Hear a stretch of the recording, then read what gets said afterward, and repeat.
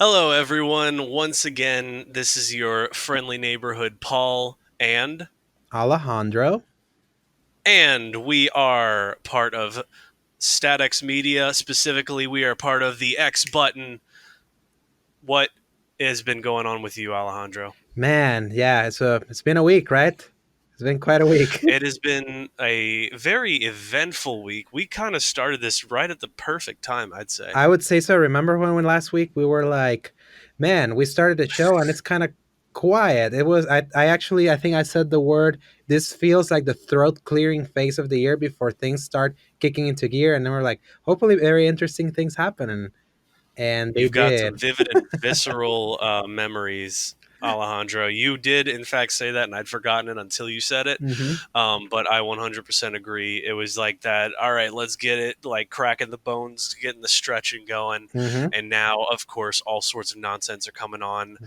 What you ask, well, that's exactly what we are here to Hmm. talk about and discuss all the details and ins and outs of that. Yes. Now, I would say anything, Alejandro, that you have been up to for playing, seeing, or hearing lately. I would definitely say when it comes to playing, I did finish Concrete Genie. It was actually Oh yeah, how yeah, was that?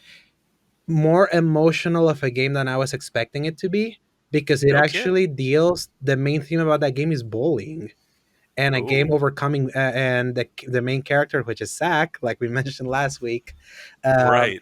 Yeah, the main Looks character. just like him. Yeah, basically how he dealt with the abuse and bullying from like the kids in his town and like the Oh neglect and shoot. him overcoming it and beating it. And it was like a very uplifting game in the end. And it was a good Okay. thing that it was also short because I was like, man, I appreciate when games respect my time. They know what to say and then they bounce off. So Mm-hmm. that was good. And then for some reason, after finishing that, I was like, okay, what should I play? And then I look at the corner and I see my PS3 still there, just plugged in, Oh. uh, gathering a little bit of dust. And well, not that much because I like cleaning it. And I was like, I think I have a lot of games downloaded there. So I plugged it in. And what did I play? Dead Space. Really? Yeah, so Oh gosh. I have played Dead Space before. Back in 2013 was the first time I played through all the games on Xbox Mhm. 360. And then it's been a while, and then for some reason I had been like thinking about it, especially when late last year EA was like, yeah, we're finally deciding that we're gonna remaster our back catalog. So I was like, man, if they could only remaster Mass Effect and Dead Space. And then I just kept thinking of Dead Space, how that series was done dirty after Dead Space 3 and just completely abandoned, never to be heard of again. And Yeah. when I was talking about Resident Evil 2 being the best survival horror game I have ever played, then I started thinking, Mm-hmm. but which other ones were also great? And I was like, Dead Space.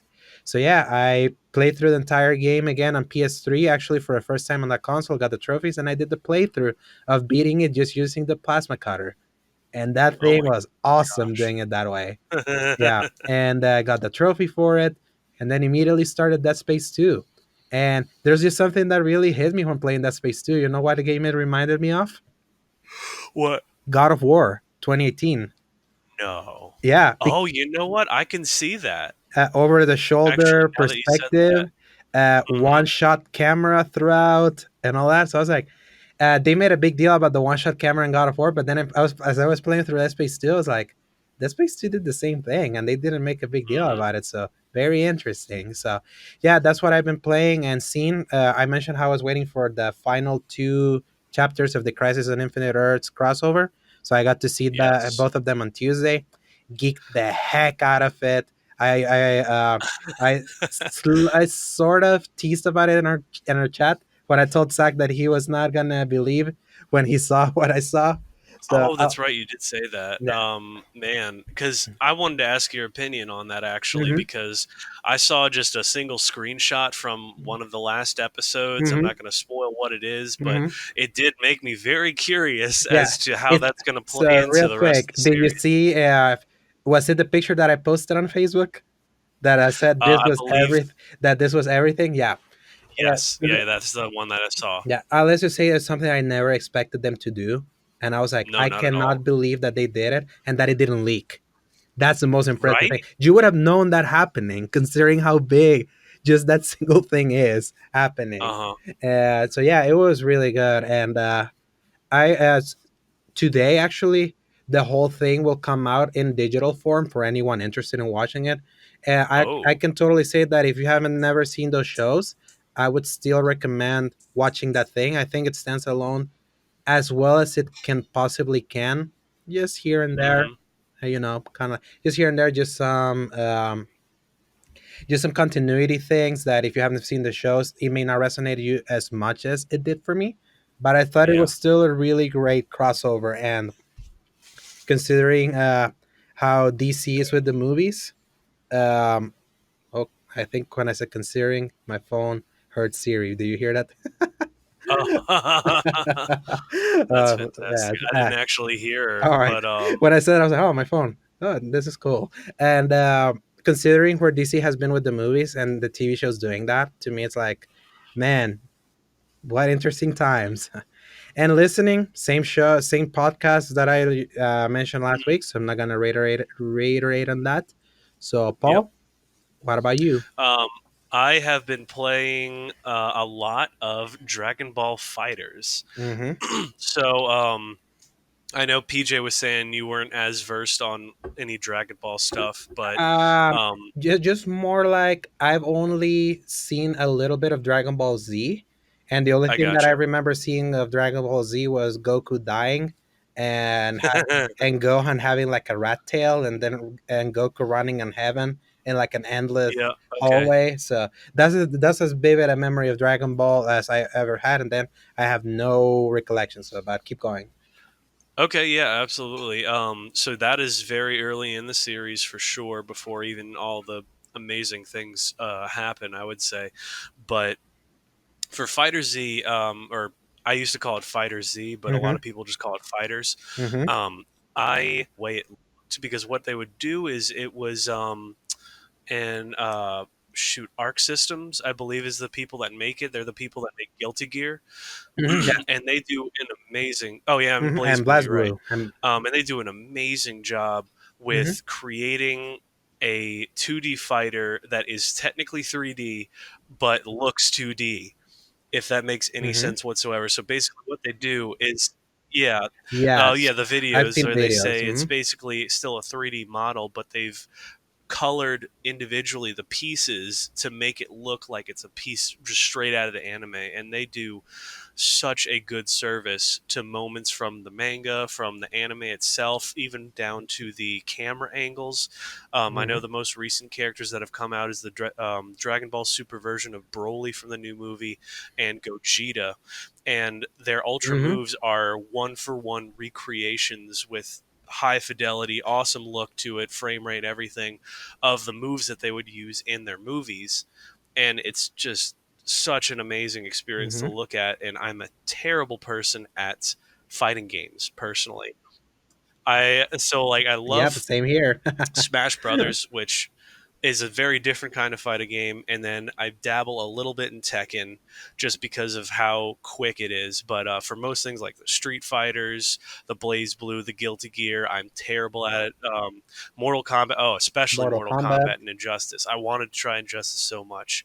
I'm just terrible at it. But I am adamant that I'm Mhm. going to teach myself to get better at this. I've been watching the videos, I've been putting in the work, and I don't know, there's something so like satisfying about putting in like almost homework. You got your notebook in front of you, you're writing down combos that you're working on and Mhm. experimenting with, just sitting there punching the same dude in different ways over and over again just to try to get that perfect little setup.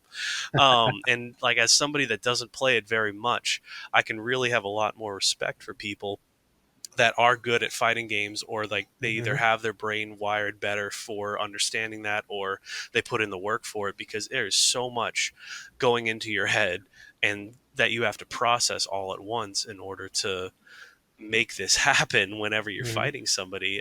So much trial and error that it makes me appreciate all those people so much more. And then when I finally get something right and I memorize a big combo move, or something pulls off just right and I win, there are few feelings as euphoric as that, when you could like finally get that good hit on someone. um, that just feels amazing. Yeah. Can you believe that game is a year? Right? It's like It is 2 years 2 years old old, at this and point. they're still coming out Yeah. with DLC for it. And I think they said that there's going to be more DLC. And I say absolutely because people are all up in Hmm. that game. There's plenty of like it's got a deep fan base that I found out. There's Discord servers. There's people like with their whole channel entirely devoted to making Dragon Ball Fighter Z videos about different characters, different combos, different Hmm. things. Like being changed in the meta of the game. It sounds like when I'm very interested in Siege, more stuff coming out for that. There's always things going on with it, Hmm. and I never realized that personally. I thought it was like, oh, it's another dead game in a few Hmm. weeks, but no, it is very much alive. No, that game had a tail. Yeah, that Dragon Ball had a tail. I think it's now a Yeah. fixture on Evo, Yes. the fighting yearly tournament. It was actually they did use that game to play there, and that was the first time I had Oh, saw really? more of it other than the original trailers, and I had not expected that game to be as Mm-hmm. technical as it seems as like a fighting game, because the reason why games like Street Fighter, Marvel vs. Capcom, and the like are always like at Evo is because they're so technical, and the very best of the best that Mm-hmm. master their crafts go there and compete.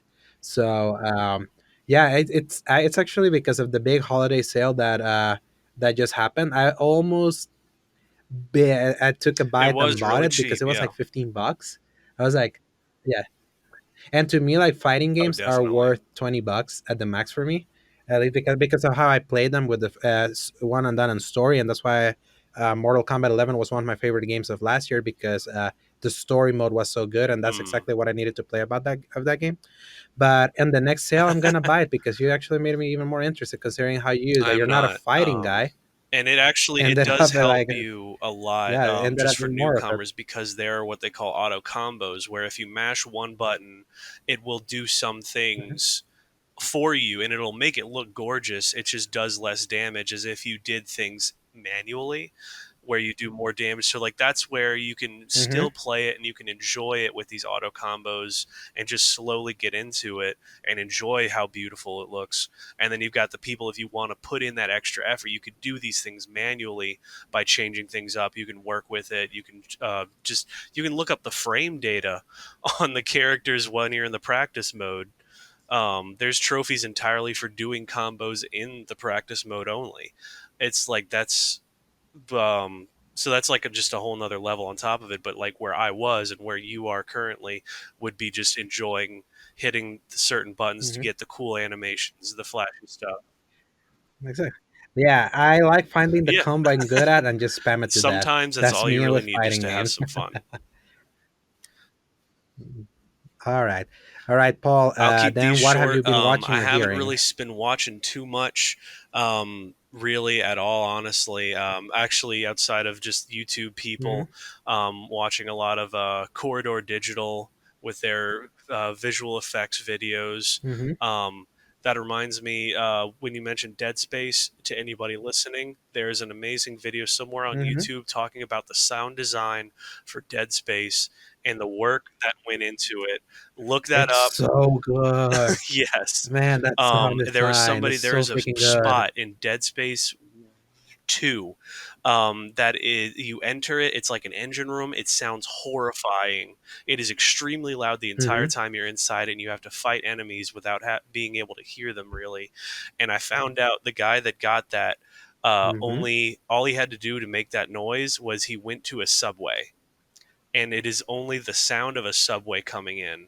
And he said it sounded so terrifying when he was on the subway one time that he came back and recorded the sound it made, and he just put it into that room to make the engine room sound like that.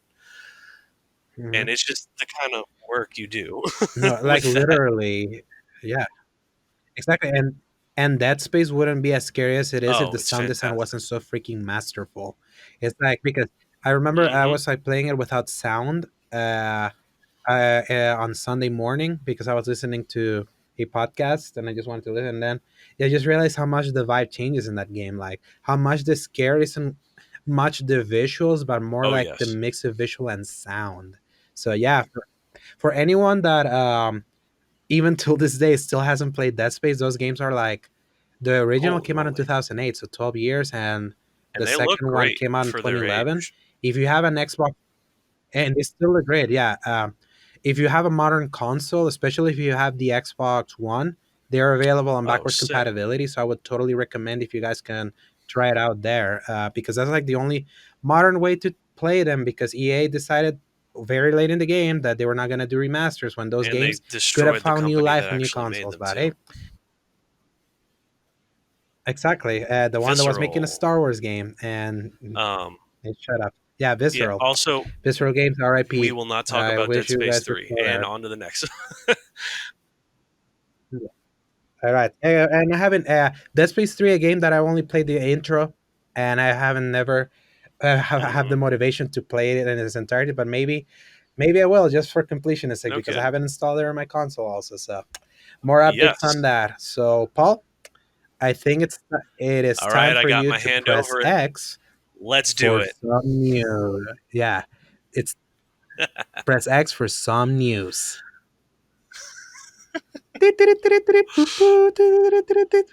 Yeah, We something will like figure that. out the sound with this thing. Hopefully, we can find a real tune. But yeah, so yeah. Hey, it's called the X bottom for a reason, so we That better is take very advantage of our name, true. We right? got to figure something out. So, Yeah, Alejandro, you want to start this one off with our news section? yeah. So Paul, remember last week when we were talking about the Xbox Yes. Series X and the PlayStation 5, and how Sony's strategy to countering the fact that Microsoft already revealed Hmm. the box and that whole Yep. shebang was to reveal a logo. So They how did they decided to follow say that they are up, Paul? skipping E3 this year. Yeah. So last week we were like, hopefully big news happened this year. So I literally was shocked that we were starting this year with the news that Sony was skipping E3 again. After in 2019, they were like, yeah, we're not doing it. And after going through that E3, when many companies had nothing to show, basically, I was like, Sony was smart because this wasn't a year to talk Hmm. about anything because the new consoles are happening. So yeah, they decided that they were not going to be at E3, and and their statement was like something like this. They said, and I quote: "This is looking at the IGN article that talk about, just to give some credit for whoever reported the news. It said this. So I quote: Sony said." After thorough evaluation, SIE, Sony Interactive Entertainment, has decided not to participate in E3 2020. We have great respect for the ESA as an organization, but we do not feel the vision of E3 2020 is the right venue for what we are focused on this year. And then just to skip ahead later, it says they say our focus is on making sure fans feel part of the PlayStation family and have access to play their favorite content. So we will build upon our global event strategy in 2020 by participating in, and listen to this, hundreds of consumer events across the globe. We have a fantastic lineup of titles coming to PlayStation 4, and with the upcoming launch of PlayStation 5, we are truly looking Hmm. forward to a year of celebration with our fans. Bombshell. So what they're basically saying is every event around the world globe matters more Yeah. than freaking E3 2020. And today I say E3 is screwed. E3 is screwed. What are Well, your I thoughts was about this, personally Paul? somebody that saw, I wouldn't quite say saw it coming, but I say it was a very smart move on Sony's part to not partake in E3 because the way I see it, if I was Sony, um, they probably have to Hmm. pay for the time that they're taking up on E3. They have to pay for setting up all of the stage, the stuff, paying all of their celebrities to show up, getting somebody to memorize all these different specific lines to not screw up and make themselves another meme. So exactly. Which it ended up happening So, anyway. well, I mean, it's even easier when you're somebody like Xbox trying to put Usher on the stage or something. But you see what I'm saying is why would they limit themselves Hmm.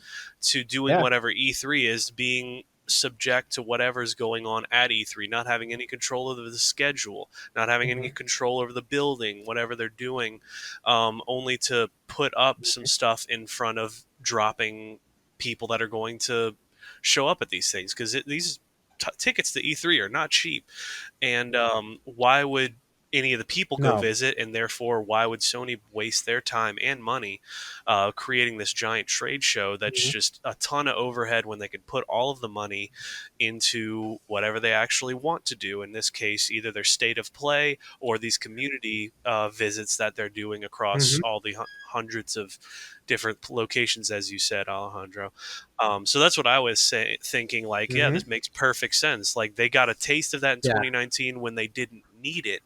So then that way in 2020, when they're like, oh, shoot, Mhm. we need to really get things out, they could choose if they wanted to go out there, do E3, or step back. And they Mhm. clearly saw that they had a lot more uh, cards in their hand, so to speak, Mhm. so that they could just step back and say, hey, you know what? We're just going to Mhm. sit back and we're going to do our own thing that costs a lot less money.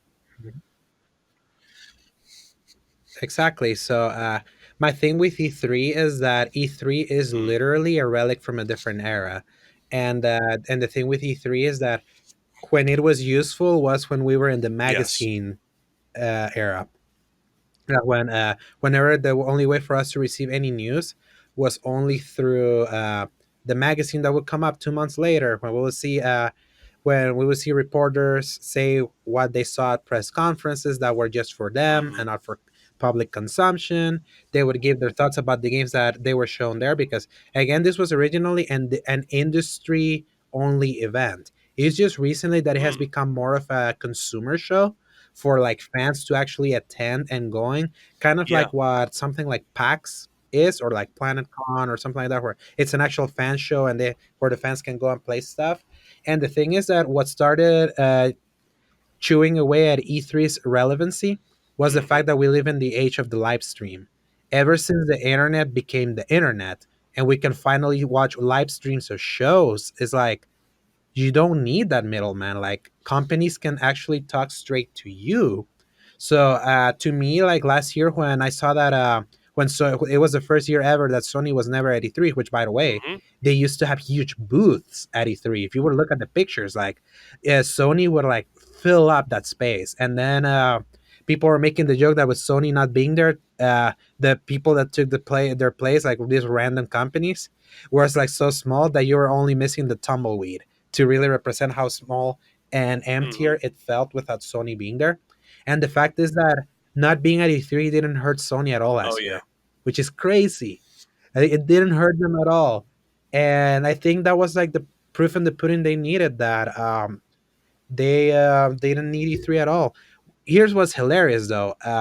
The ESA, which is the Entertainment Software Association, which is like the lobbying group uh, for video games that represent video games in front of like the Supreme Court and all of that. They were like very instrumental for the video games are violent Yep. thing from back in 2011, and them defending video games for the rating boards and all that. So I was reading some quotes from a very well-known Hmm. journalist from Kotaku called Jason Schreier, which, in my money, is the only actual person in the games industry that does actual journalism. So that means not just rewriting press releases or writing what everyone sees. He's actually out there scooping and finding things that people shouldn't know, but he scoops them and shows them. That's actual journalism, by the way.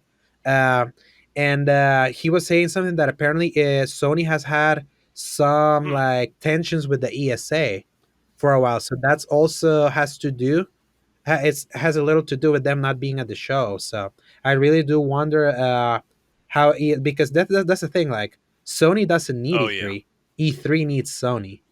And but here's what's so funny because remember that I told you that they actually put a statement to answer for the fact that Sony wasn't gonna be here. Let me read it.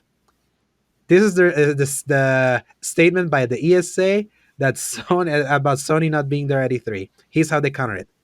E3 is a signature event celebrating the video game industry and showcasing the people, brands, and innovations redefining entertainment loved by billions of people around the world.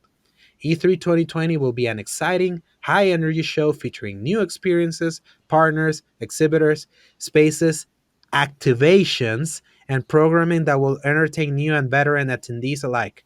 Exhibitor interest in our new activations is gaining the attention of brands that view E3 as a key opportunity to connect with video game fans worldwide. What a freaking word salad of nothing. I could not believe that that's how they answered to losing the biggest console Hmm. manufacturer right now. Fact. On the year that they're releasing a new console. That if you wanted to show how irrelevant you're becoming, Yeah. use that kind. This is Exhibit A. Like man, and let's not forget that just last year, this happened around August of last year, that the ESA accidentally leaked all the personal information of all the journalists, the actual people that E3 actually mattered to, because that's part of their job. They leaked all their personal information in an open document in their website, basically allowing them to be doxxed. And a lot of them are like, we're Oh not going to attend. yeah. So I'm like, yeah, I'm like, I'm really wondering how they're gonna make E3 2020 work, because I was also doing some research. Do you know that the only company that has confirmed that's gonna be there is Huh. Ubisoft? It's only Ubisoft that has confirmed that they're gonna be there, because Microsoft doesn't go to the show That's floor. true. They have their own theater, the Microsoft Theater in LA. That's where they do the press conference, and they just like use the E3 synergy to do the show at the same time, because everyone is tuning live at Hmm. E3, so they kind of take ownership of that. Just think about Nintendo. The only thing that Nintendo does is put booth space there. They don't do a Right. conference either. They do Nintendo Directs. So, so like E3 is like increasingly shrinking, and part of me is sad that it's dying, but it's just a sign of the times. Hmm. It really is.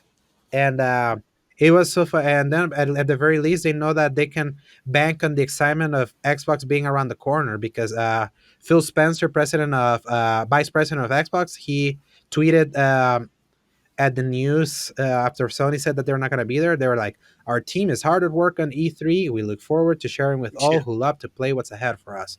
Our art form has consistently been propelled by the cross section of creativity and technical progress. 2020 is a milestone year in that journey for Team Xbox.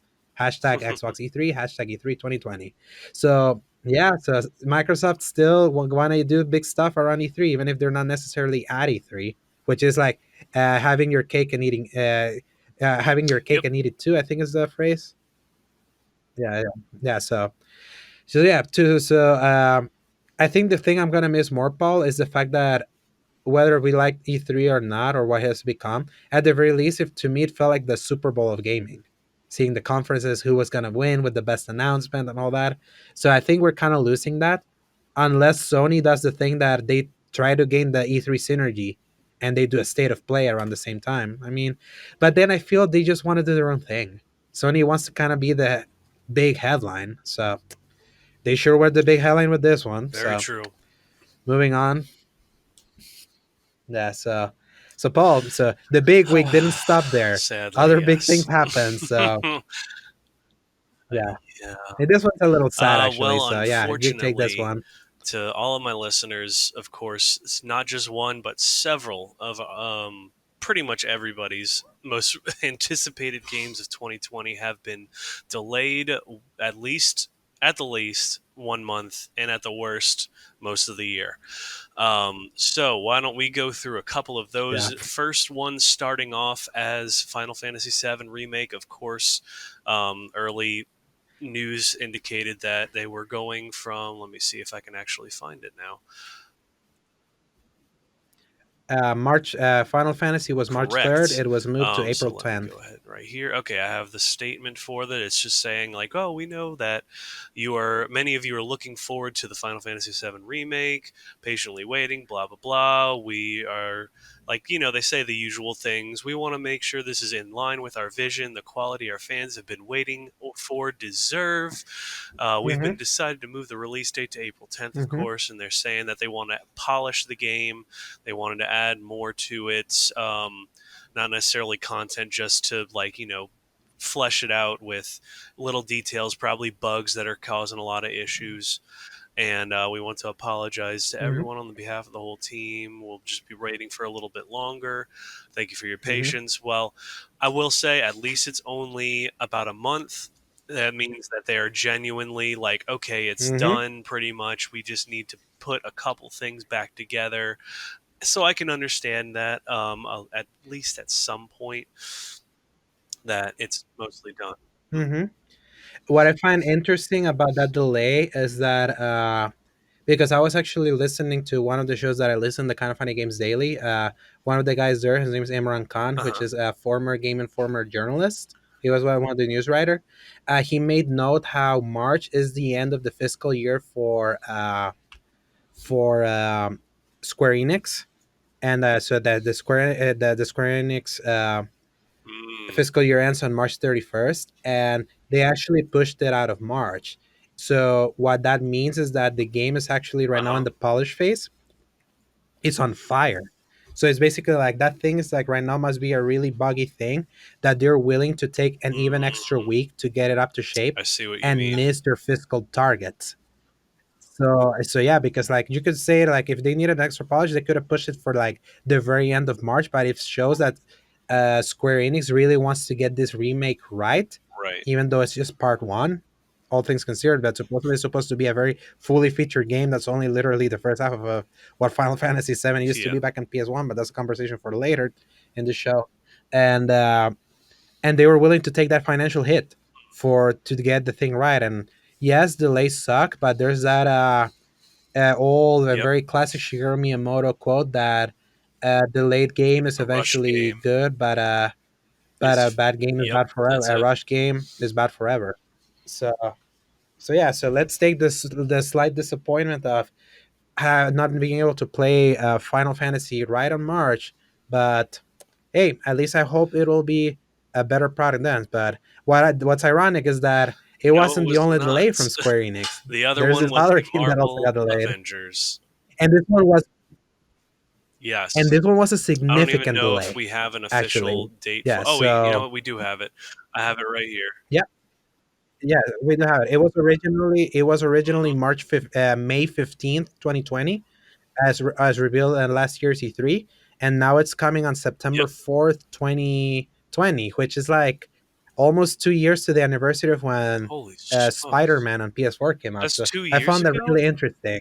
As uh, yeah, when My Avengers launches gosh. this year, it'll be 2 years. So so they're sharing the same week. So I was like, I Yeah, wonder if they were that's true. planning That on was, that. I think September So 7th, I think, specifically. Um, Yeah, I was very yes, excited about September that. I 7th remember was that Spider date Man. very clearly. But yes, I have their statement up as well. It's a lot of Same the here. same things. It's an honor and a privilege to work with these legendary characters. Like, Hmm. thank you for your time. Blah blah blah. There's explaining it again, stuff that we already know. Let's see. Sincerely appreciate the support you've Hmm. shown us. Thrive on your enthusiasm and feedback, and we can't wait to show you more. We're confident it will be worth the wait. So they are, and this is specifically Crystal Dynamics, the people that are developing it, not Hmm. Square Enix themselves, because yeah, correct. Exactly. Yeah, Square Enix is just the So publisher. this is Crystal Dynamics specifically. So So I will take their uh, what they're saying a little more to heart, because they are the ones that mhm, are most yeah. passionate about it. They're the ones that are in the mud in the Hmm. trenches. So I mean it's a lot of the same kind of Hmm. verbatim words that you're supposed to say, but Hmm. I'm feeling like just it wasn't working out for them, and I mean clearly based on everybody's reactions in E3, Hmm. it was just at Hmm. least, but they listened Yes, and they changed things, they reworked stuff, they changed the exactly. lighting, Yes. and like that show Hmm. that's a lot. Hmm. The Yeah, character exactly. models, the character models got upgraded in the later showings. Yeah, like historically, like that Avengers game had one of the most poor At showings least at recent, E3 of yeah. any game in recent memory, and that was yeah, exactly. And because everyone could look at that demo, and everyone that came looking at it was like, "What's going on here? Like, how could you have the previous year? You had a very incredibly polished game in Spider-Man." Whose first demo was incredibly slick and polished, and the actual game was even more slicker than that. And then you see that Avengers game, and it was like the models didn't look right. They said that there was just something weird with the animations, and it felt like a confused thing, especially how they were promoting it as it's a single player story, but it's also like Destiny because there's loot and there's gonna be repeatable missions and things that you can do co-op with and all that. So it was like Hmm. that felt like too much for that game, especially for it to convey and for it to look not as polished like out of the gate. really did hurt them, especially because they gave a date immediately. So I was like, oof, this is looking like this, and it's coming out on May Right. 15th, just in less than a year from there. And good luck. And they listened. They actually listened. And the fact that they were delaying from May to September, that's, let's see, May's, June, July, August, almost 5 months. Hmm. That means that there's still a lot of work to be done. But hey, I'm not opposed for them to like taking their time. And I here's my thing. I bet they were releasing in September because they're like, okay. There's no big games happening around this time, so we'll have True. this whole month for ourselves. Oh But wait, but then yes. there's this other game that got delayed. This one hurts so bad. This one hurts, Gosh. but Of course, Cyberpunk 2077 got pushed back from its April release all the way into September 17th of this Mhm, year. And I have their statement as well, put out on their wonderfully colored highlighter mhm, yellow postcard, practically. mhm. Oh, what did you want to say to Yeah. Alejandro? No, no, no. It was so funny that the yellow made it so hard to like scroll through Twitter and be like, "What Yeah, is this yellow thing?" It it was was. their It's statement. very difficult, but it is in line with As, their whole color theme, so I'll give them that much at least. mhm. Um, Oh yeah, yes, they're they're very staying on invested, and brand. I mean, hey, that's what they said was games should have like an extreme amount of content and details.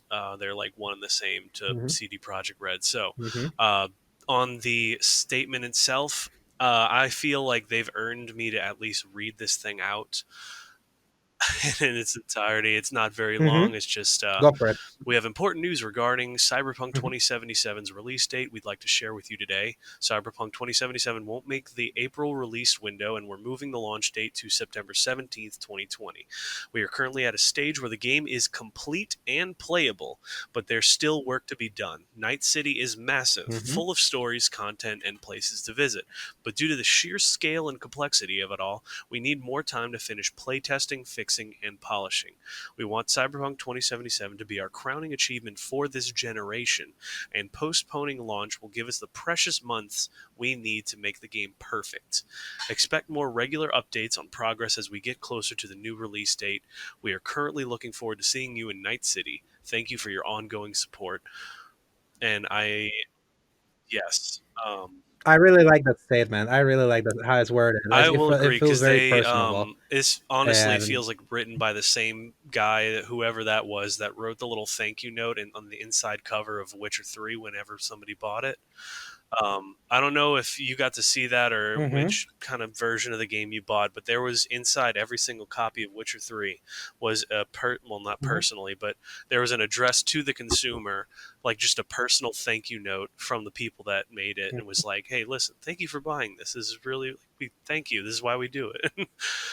Hmm. And it had that very same feel. Yes, Hmm. and that helps endear you, and it helps endear you to them, and that's the thing that I appreciate about CD Project Red in particular. This generation was their coming out party. Like they Witcher 1 and 2 were like niche PC games that were very beloved by the people that played them, but Hmm. they never like set the world on fire. But then Witcher 3 completely Yeah. came out back in 2015 and redefined what scale was in an open world game, and polish, and also quality of storytelling, and Hmm. breadth of content, and like how many side quests in that game could rival so many games. I would even say there was almost too Yeah. much because I never finished it because it was too much, and my OCD nature couldn't take this question mark now opens five question marks, and now those five I open another five, and all of that. So for everyone that likes to be a platinum trophy I will completionist say like me, I'm that game drove me very nuts. glad I But lived in the exact time where The Witcher 3 came out, so that it was right when I was in the middle of college and I had all the time in the world to just sink into that game. mhm, exactly, and I wish I Hmm. had that time, but I was working at the time, at the moment. So and also the Destiny edition had just started for me. So whenever the Destiny bug hits you, I feel that. just kind of want to keep going on that, and neglect the rest, and then neglect the rest of your games. But I have made the promise of myself that I want to try to beat Oh, Witcher okay. 3 before Cyberpunk. So now that Cyberpunk has Yes. been delayed until September, now I have most of the year to do that. So that works out for me well. But so Paul, I think you had an interesting thing of note that you wanted to say about that statement, Yes, right? I did About the want to completion ask of the game. exactly. I was very curious as to how a game that is playable and complete, as they called it, could be like Hmm. needing so much time, really, because personally this was one of, if not the Hmm. most anticipated game for me. It was very important to me and some friends of mine. And Hmm. I am getting married at the end of this year, so the fact that it is now so much closer to my Hmm. marriage, there's so much to do to plan a wedding, and I'm so worried that I'm not going to have the time that I need for it. Yeah, exactly. Especially when the fall Yes. season tends to be busier than the almost beginning of the summer. So yeah, so it's actually not that uncommon for games to be playable from beginning to end and not being ready. That means that the game is content complete Mm, and it has reached okay. the alpha state. So whenever you reach alpha, is that whatever the game will end up being is when things are starting to assembling. So right now they're in beta phase where now they're like applying the final coat of polish for everything that you can do. And considering how expansive The Witcher 3 was, them doing that now with something more dense, like in an urban setting and all that, Hmm. like in Cyberpunk, it makes perfect sense why they would want to take even extra time to do that. At the very least, we know that whatever they want to have inside the game, it's already there. Very Now true. they just have to clean it up. And if it takes them 6 months to clean it up, I think they want that thing to be a game of the generation thing, and Hmm. I would say have at it. To me personally, the fact that originally from the period of March 20th until April 16th, it was going to be back to back releases of Doom Eternal, Persona 5 Animal Royal, Crossing. Resident Evil 3, Final Fantasy, yeah, oh, and Animal Crossing also, and Hmm. Final Fantasy 7 Remake with this delay. And then that one, my wallet was just screaming in agony just thinking about that. So especially with the idea of having to rush through Final Fantasy VII Hmm. because I definitely want to play that game so bad. And we'll talk more about it later in what will be the topic of the show. And I feel this just makes it easier for me. I know personally for Yeah. you, the whole wedding situation kind of messes it up, but to me personally, my wallet is like, thank you. Now we can save more money and have it right for that time. The one that I feel bad for though is Avengers because literally I think that they I say the believe new date so. is September Um, 17th, if I'm not well, mistaken. it's. That was actually when GTA Let me see. 5 came out in Um, 2013. shoot. I was curious as to what the new day. Oh, of course, I put Marvel Avengers in without explaining. Oh my goodness. I think it was like September 4th. That's what it was. So the 17th is, Hmm. yeah, CG Project Red. Okay, I just completely blanked out there for a second. Um, yeah, so Yeah. 17th. That is the day GTA came out. Huh. Yeah, so December. Yeah, so another here. So GTA 5 was like the huge open world that closed out the generation last time. So Cyberpunk now gets that honor this Yeah. time. Very Just funny the how it cycle works. continues. And before we begin our next segment, I have 40 seconds left on this little timer. I'm going to catch it Hmm. preemptively. So Paul, this next news story is actually going to be something near and dear to your heart because of your history, and also for some context. Whenever you made your very first Static's radio appearance, almost halfway through that show's lifespan, we Hmm. actually talked about this. So we're gonna talk about GameStop. Yes, we are. So yeah, so you Paul, a longtime fan of GameStop, former GameStop employee from a couple years, That is correct. For a and a lot of really years. big and a really big fan of going to a store, browse and buy your physical games, hang out with the people there. The last few years have been really tough on this company, and I feel like we're probably nearing the end of it. Yeah, we are in a new season of challenges for our good buddy GameStop. So I guess to explain everything to anybody that's not quite sure what's going on, GameStop recently showed their quarterly earnings, and it is the lowest ever, apparently, Hmm. dropping extremely low. I don't have exact numbers for I anybody, have but it. I have it in front of me. I'm sure you So, do. hmm, yep, I do. Go ahead and I'm hit me with looking. the Yeah. hard facts, Alejandro. All right. According to Daniel Ahmad, which is an analyst that I follow on Twitter that also covers the Chinese market, Hmm. yeah, he took a screenshot of the stock rate of GameStop Corporation, and he writes, GameStop stock down over 13% today as holiday sales plunged. Holiday sales were down 27.5% year on year, well below expectations, and driven sharp declines in PS4, Xbox One hardware and software, plus shift to digital. Switch growth helped soften the decline somewhat, but apparently this is the lowest it has ever been. It literally, yeah. And then I have another tweet from someone that's called Dom's Playing that says GameStop holiday sales total to 1.83 billion, down a staggering 27.5% since 2018.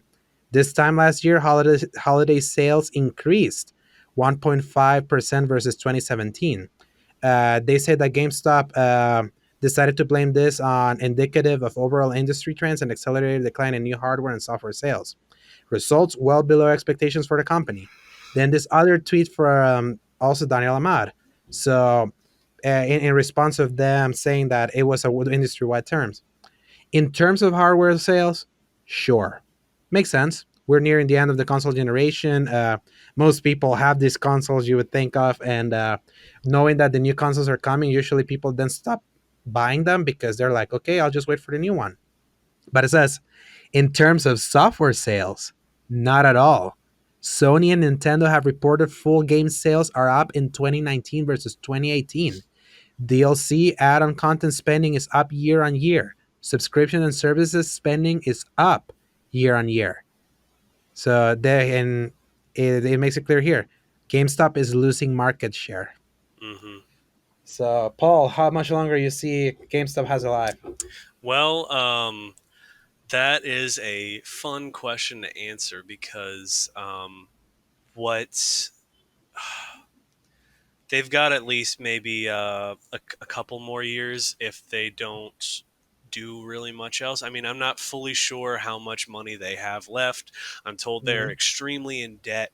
I am praying that they last for the sake of all of my friends that are currently working there still and still trying to work their way up the ladder at GameStop. I love all of them. If anybody of them are listening, for their sake, I definitely hope GameStop keeps rolling and figures Mm-hmm. something out. I know you and I have spoken about what the strategy Mm-hmm. would be at this point. Mm-hmm. I can't remember exactly what I said, but I think it was like they were closing 55 stores, Yeah. Mm-hmm. and of course, all of those would be hopefully lower performing stores or in like impractical areas. And so they're California is just kind of getting hit trying to hard. consolidate. Yeah, Did it? California is getting hit. Yeah, California is getting hit hard, which Oh man. says a lot considering California is the gaming central. That's where a lot of Hmm. games are made.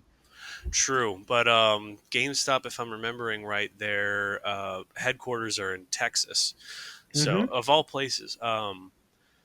But yeah, so in any case, I am thinking that at this point, really, what GameStop needs to do is focus heavily on like their non-gaming items that they've Mm-hmm. purchased, like the ThinkGeek company. Even think about finding some other places, any other companies that are going under.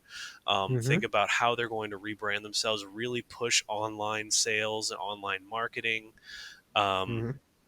Even just finding some way to get like downloadables, like exclusive content that's only for GameStop. I know they used to be very good at that, and Mm-hmm. that would cause me to want to buy something specifically from GameStop because that was like they would give you the coolest stuff whenever you bought a game from them, as opposed to like Best Buy, which you usually got like a Best Buy colored item in whatever the game was. Mm-hmm. Um, but GameStop always had like the coolest things in there. But now it's just across the board. Everybody gets the same kind of benefits. So there's no real Mm-hmm.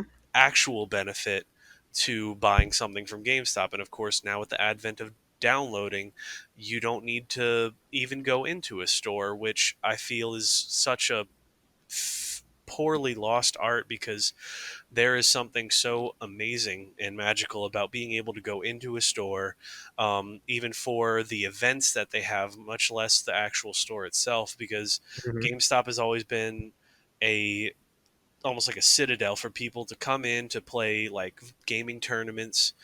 They had sweepstakes giveaways, little events that you could do, go visit, midnight releases, of course. It's like the Mhm. biggest one.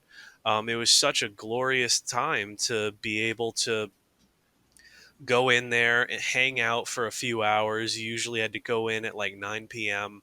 and you'd finalize your stuff, and then you had like 2 or 3 hours to hang out. You'd talk with some of the people, you chill. You usually have like a gaming system set up, and you're all crowded around this one system. Sometimes you even like took turns if it was somebody that was particularly nice, or if GameStop themselves would even open up one of their pre-owned systems sometimes, bring out one of their TVs, and then everybody was playing something. That was awesome. And just the idea that that's going to be gone soon, because there's no real, nothing close to them out there in the market right now. There's no place for a lot of those people to go once GameStop goes under, both in the regular consumer side and even the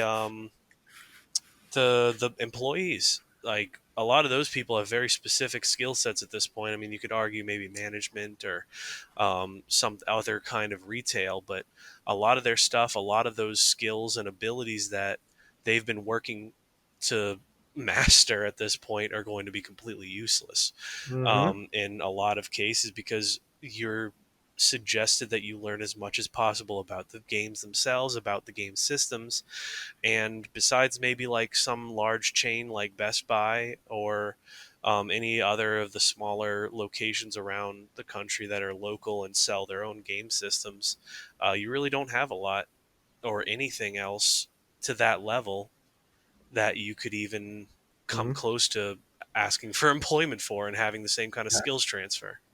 Yeah, and I think more than anything, like that has been a lost art form that has been missing this entire generation, and it is all because from the very beginning, these consoles launched with digital versions of games day and date.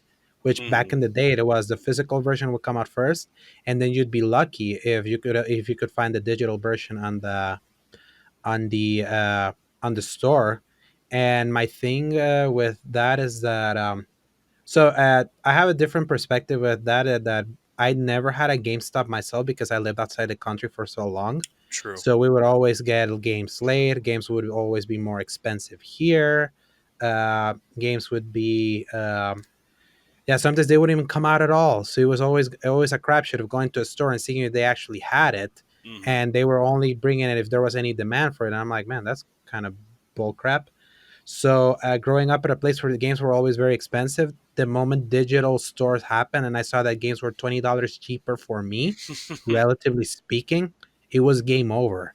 Literally, this whole generation I decided to go full digital, and ever since they enabled preloading, that to me was over. That's when I was like, I'm never moving away from digital ever again, because just the idea of pre-ordering the game and having it loaded, just ready for the clock to hit 11 at night or 10 Hmm. depending on daylight savings or anything, Right. and just being there to play it, and then not worry about the space shell the shelf space I would have to like always try to tetris myself away from to try to make it all fit and all that. And that's where it made me realize that that to me was the future, and the future is catching up way quicker than I expected. Just this last year, many companies were saying that they saw more growth in digital sales than they saw in box copies.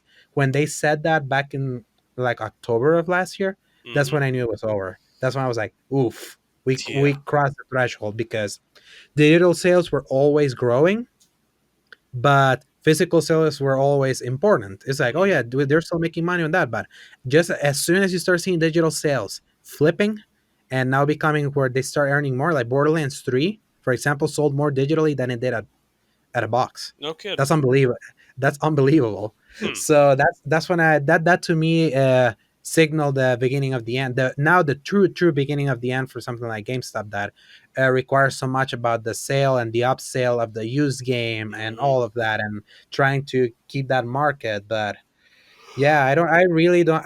Truly believe that they can't. There is no way out for them. Like I really do believe that, especially because of recent trends, and it sucks. Because as much as I love digital games, uh, I do see the value of at least exist. There be some existing way to play disc games, and fortunately, at the very least, the new console show that they have a disk drive. So they're still Yes. saying, yeah, it's this new console will still the discs will still matter. Just but for those people that their internet are still not up to par to download hundreds of gigabytes of games because games are getting way too heavy these days. Like Hmm. Modern Warfare right now, I think it's 150 gigs, which is Yeah, insane. it's up Yeah, there.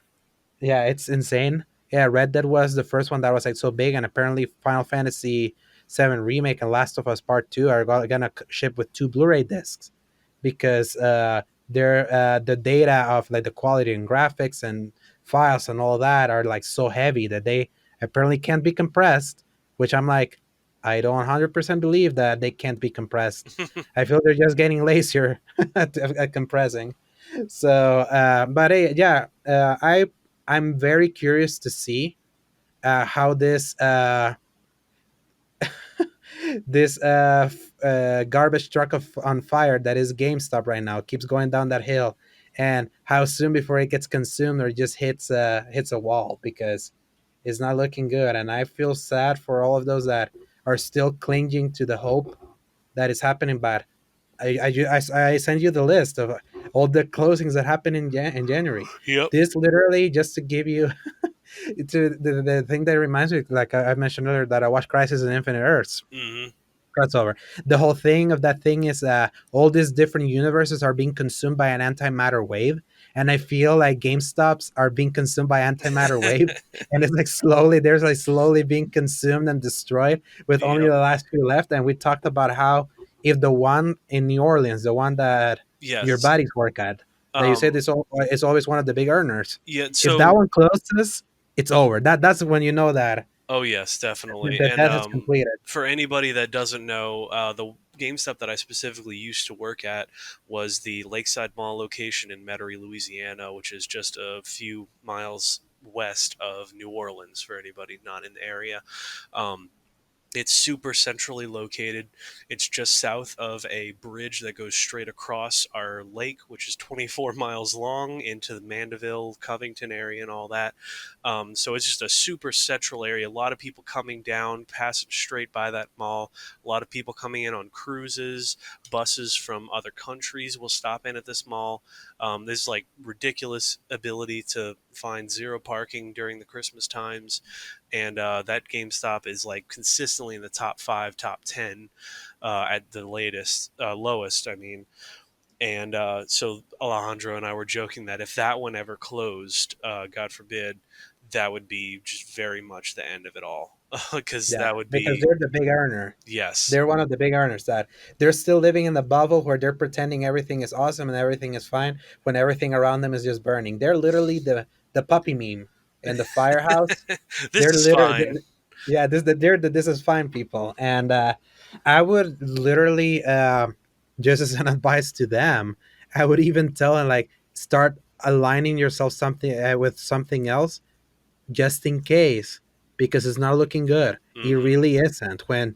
Uh, when the things started to go really bad last year, that they closed 120 stores and laid off half of Game Informer's staff, um, and now they had even a worse holiday than ever. Like, how much clearer can it be that things are not right? That things are looking really bad. Yeah. I wonder if they're holding on to the hope that this is the year that new consoles come out. Maybe, big maybe, the release of new consoles are gonna be the thing that at least keeps them afloat for at least 1, 2, or 3 more years because people want to be buying the consoles, depending on how expensive they are. Which Yeah. I'm really Well, curious to see how they will. But then even after that, it's gonna be back to square one. Digital sales are still growing, physical are fading. To me, knowing that, like for example, Sony opened the PlayStation.com, so you can buy everything directly from them. Hmm. That to me, I was like, "Yep, that says it all." They're getting ready. Oh They yeah. know that they're cutting out the middleman. GameStop's the middleman, and yeah, it's a sad thing. So moving on before you cry, Paul. Yeah.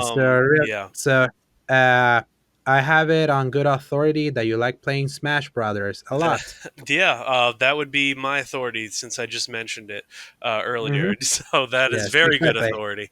Exactly. Um, So today, of all places, as we still await for the first official Nintendo Direct to know what the heck is coming out for this year, freaking Nintendo, where is it?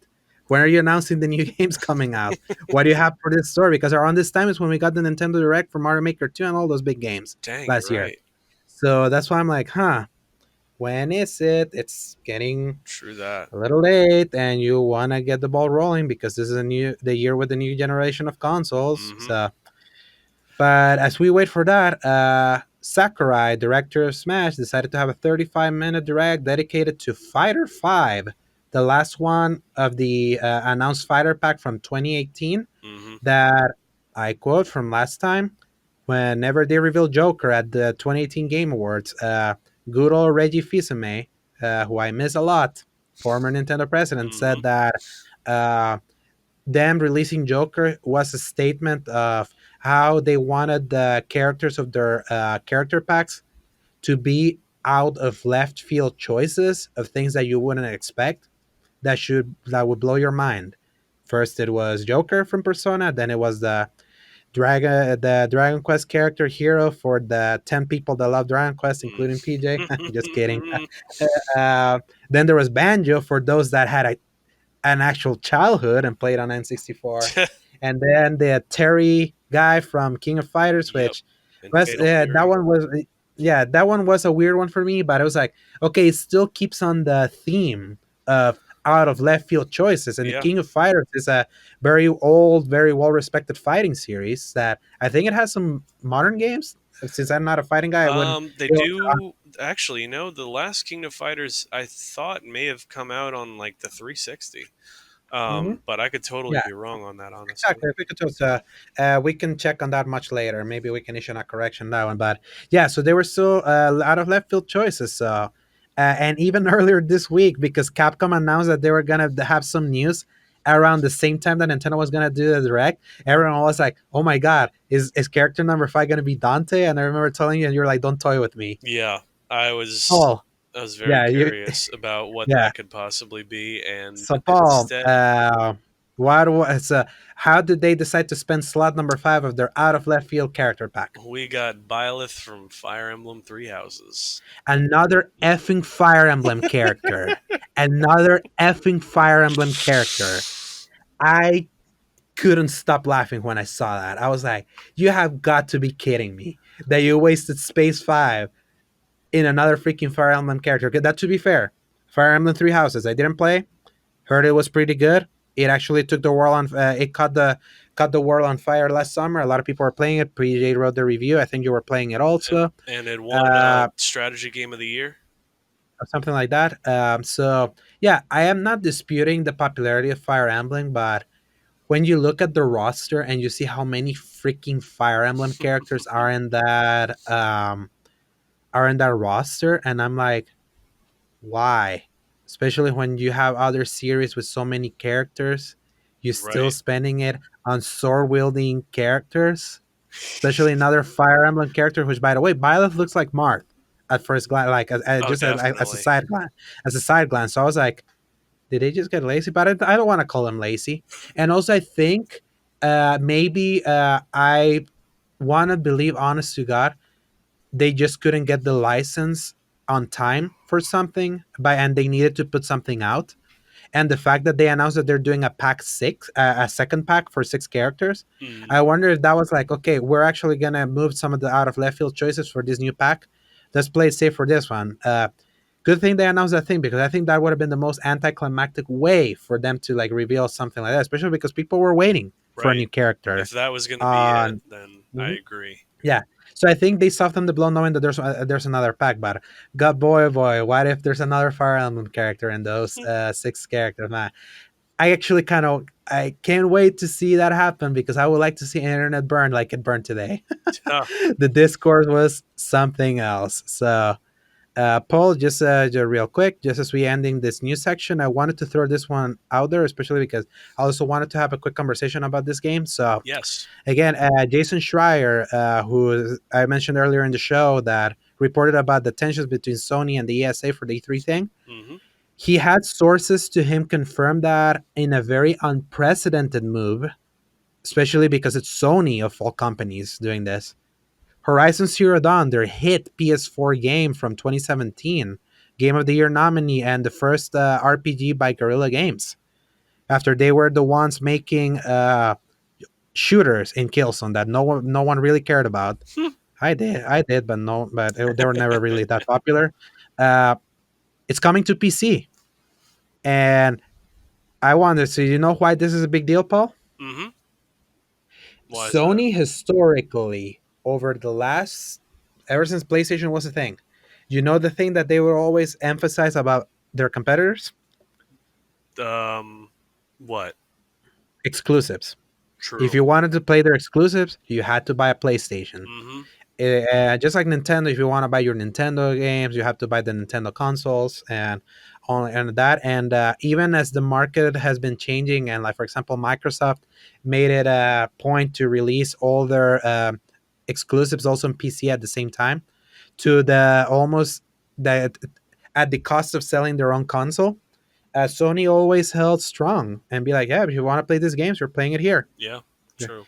Uh, Recently, there have been a little bit of caveats in that. Like, for example, Detroit Become Human, which was published by Sony, but they don't own the company, Quantic Dream. Hmm. They severed their working relationship, and then Quantic Dream put all their games on PC. Uh, and Death Stranding, which was also published by Sony, Kojima Production is something that they don't own. And this year, Death Stranding is going to be on PC for later and published by 505 Games, the very niche publisher that published Control by Remedy. Oh, no kidding. So yeah, so it's funny. Sony, the guys that publish it on PlayStation, were not publishing it on PC. So very interesting. Hmm. So the fact that Horizon Zero Dawn, which is from an actual Sony-owned studio, is actually gonna come out on PC later this year, even though it's 3 years later from the release. That really makes me think: are they following Microsoft's footsteps? Are we reaching a point where we're gonna get Sony's games on both PS5 and PC simultaneously from now on? Is this them testing the waters? It's very interesting. What are your thoughts on that? My thoughts are. Hmm, I'm thinking that it's either kind of like one of two options. Either Sony is being strong armed by something either within them or somebody like Mm-hmm. in their group is specifically pushing for this and has enough like cleverness that they're like pulling enough strings. They're doing enough stuff behind the scenes to make this happen for not just one, not just two, but like several of these game exclusives now. Or Mm-hmm. enough people have talked about the idea that they've historically lately been very against sharing their games, sharing the cross play of things. And I Mm-hmm. think in order to do like positive PR, they're taking specific games that sold extremely well, that considered to be like modern classics several Mm-hmm. years after they might have like lost their relevancy, so that only people that really haven't played it in a while or just do not own the console um, would like be able to get them, and they're now finally putting it on PC so that they can either like get some more sales because they're just like kind of scooping up the loose change at this point. Anybody Mm-hmm. that doesn't have like a PS4 for the last 3 years or whatever, that clearly hasn't gone out to buy a PS4 for the sake of something like Horizon Zero Dawn, they're Mm-hmm. obviously not going to get them as a customer. But what else is like if Sony owns the company that's making Horizon Zero Dawn, they'll get a piece of the profits. So, what better way Yep. to get a little piece of the Mm-hmm. profits by outsourcing whatever game you have that's clearly not Mm-hmm. going to make any more sales on its own Exactly. and And get the some game more? has been $9, literally on a lot of sales. The complete Yeah. edition, I always see it at $9. So I'm pretty sure they already got all the money they wanted to get out of that game on consoles. So and because a lot of people when they talk about PS4 exclusives, they talk about God of War, or Spider-Man, or Hmm. even Death Stranding. So it's Yeah. like Horizon's time in the limelight had already passed. Why not put it on PC? Especially because the PC would make that really beautiful game sing Oh on different yes. machines. So I think that's one. Which, And oh yeah. I I, was just gonna add one last little thing. Was mhm, I think people that might see it played on PC that haven't gotten it on PS4 might go back and buy the game now, seeing mhm, it for what it is, because that might like come into their feed, might come into their like sphere of influence more than mhm, clearly if they haven't bought it in 3 years now they wouldn't mhm, normally. exactly. So what were you gonna say? But yeah, this is also something very interesting that I was marinating on it when I saw that news earlier today. Hmm. Um, so I feel that, for example, from for Microsoft, they care more about people playing their games than buying their hardware because Microsoft is a software company, and they care more about you being on their services and you playing them, and they have tons of money. Very true. Sony has always been more about the hardware. They build the DVD player, the TVs, the Walkman, all of that. They like building stuff, Yeah. and they build it well. So they have more of a vested interest in having people buy their stuff because a lot of their money is made on them selling their consoles, while Microsoft makes more money while doing software. We use a lot of Microsoft stuff without us even knowing, True. Office and all of that. So they were like well covered, and they are not. And let's not even forget that back in the PS3 days, Sony was on the red for a while. Hmm. So they were not. They're not a company with like huge with a huge vault of money like Microsoft has. So it really makes me curious how a company like Sony, if this starts to become really the new future of putting your console game exclusive, but also having a PC version there, how much does this devalue the console itself, especially for a company that makes consoles? Mm. It's really it makes me especially historically. You were mentioning the crossplay thing.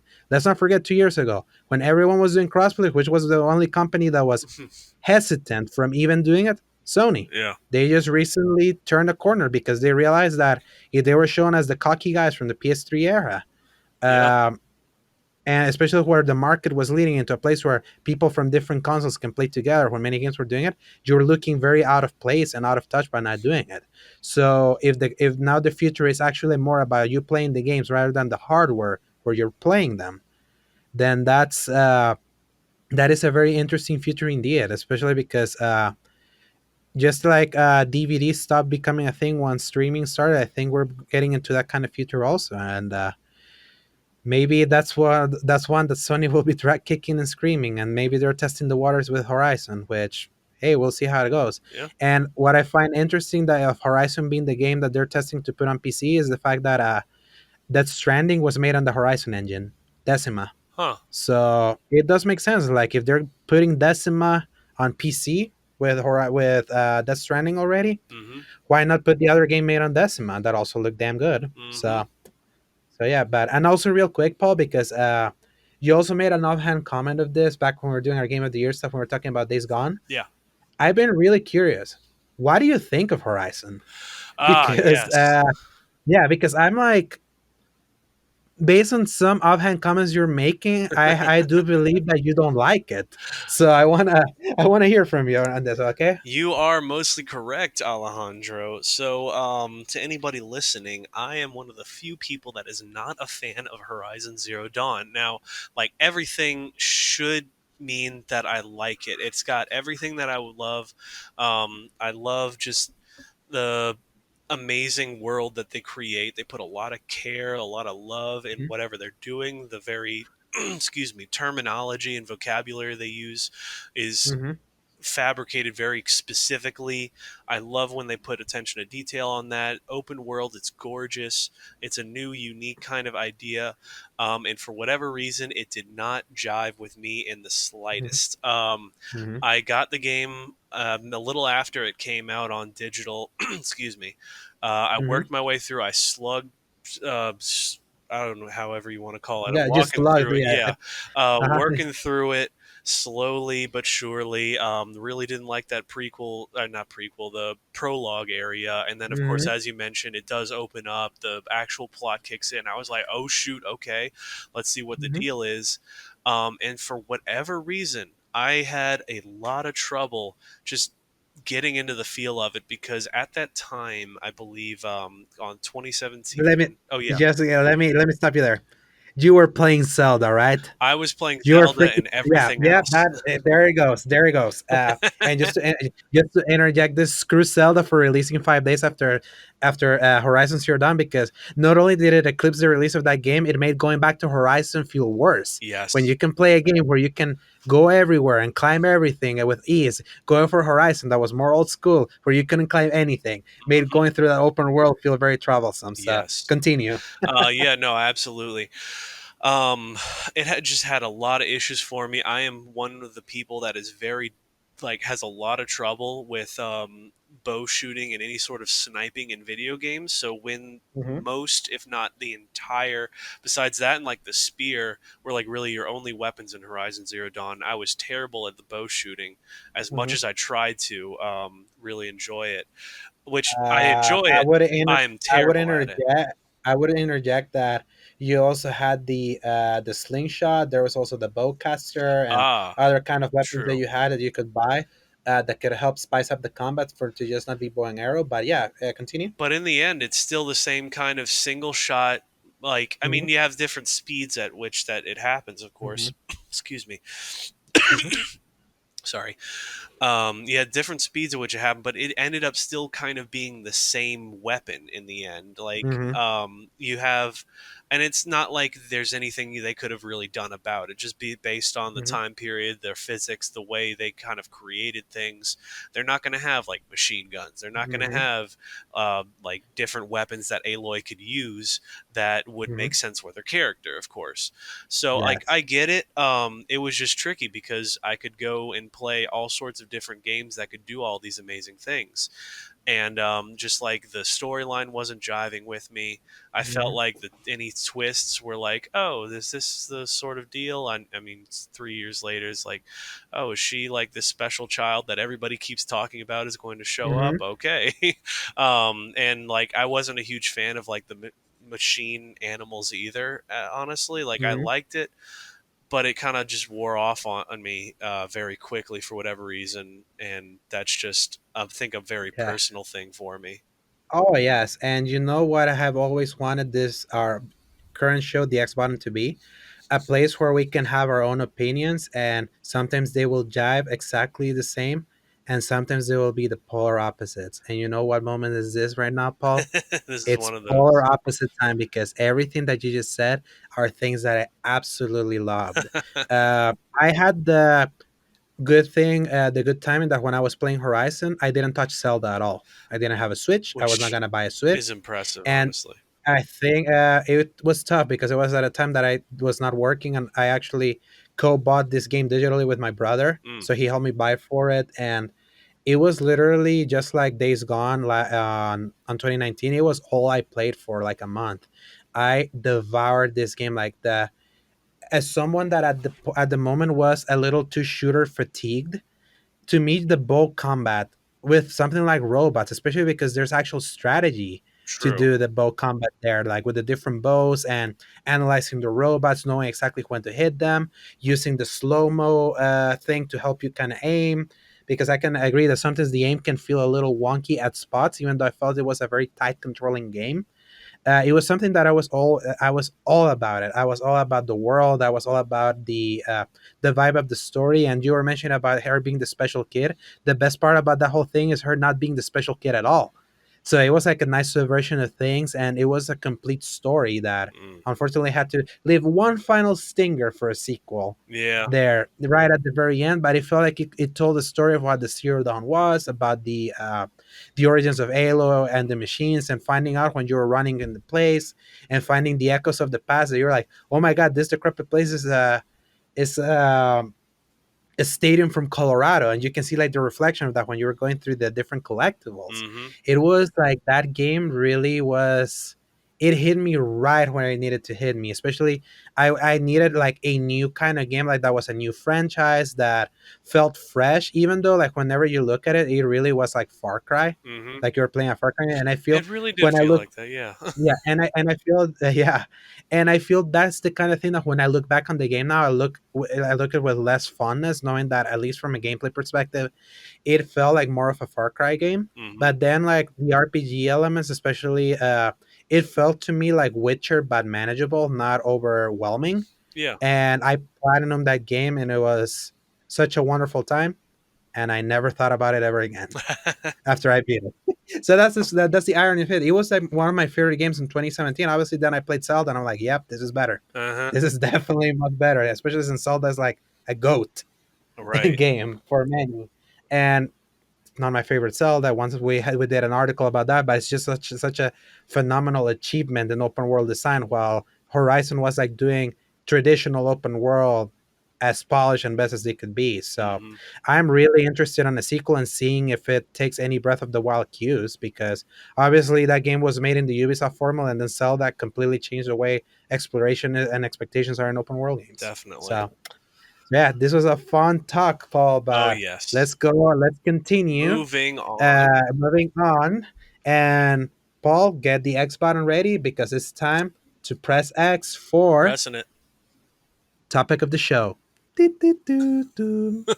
We'll figure that out. But hey, guys, we're starting us from scratch, so we're trying to make it unique. So, True that. so yeah. So, topic of the show, just like last year, we were talking about game of the year 2019. As I read through the list of what I had written, and you were giving some thoughts.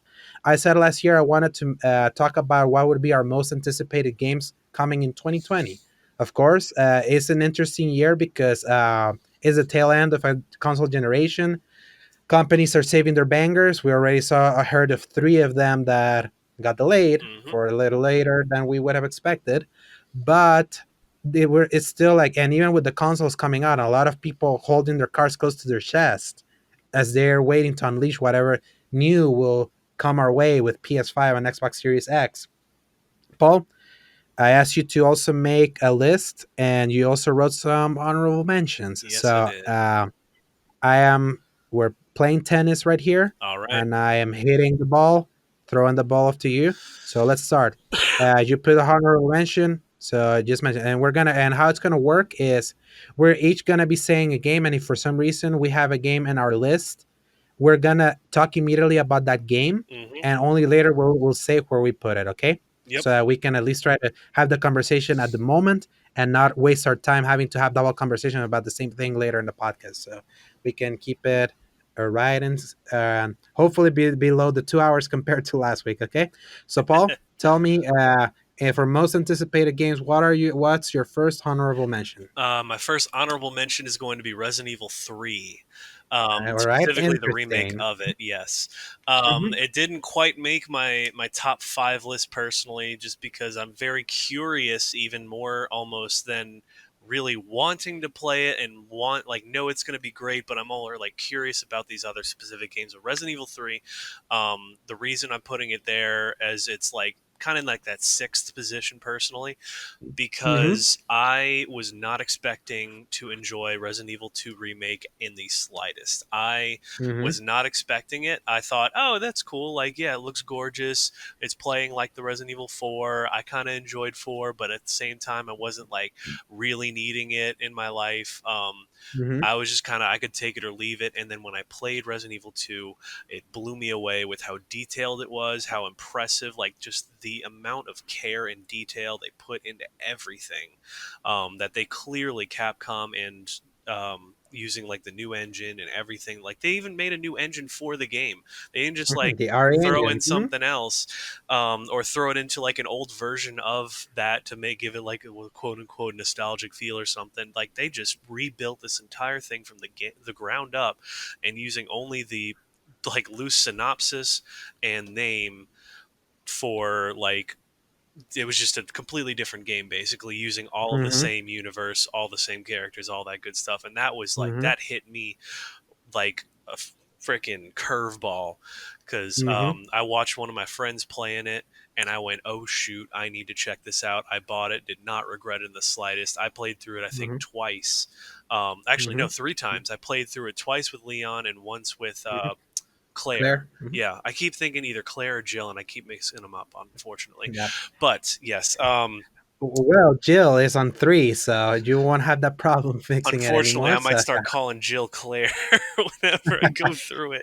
yeah, Um, yeah, you're such a devoted fan. Resident Evil 3 for me, that's actually in my top 5. I won't say exactly where it is, but yes. to me, the thing I'm most impressed about Resident Evil 3 is the fact that it exists at all this quick. Mm-hmm. Yeah. It Right. hasn't even been yeah, yeah, exactly, and it hasn't been a year.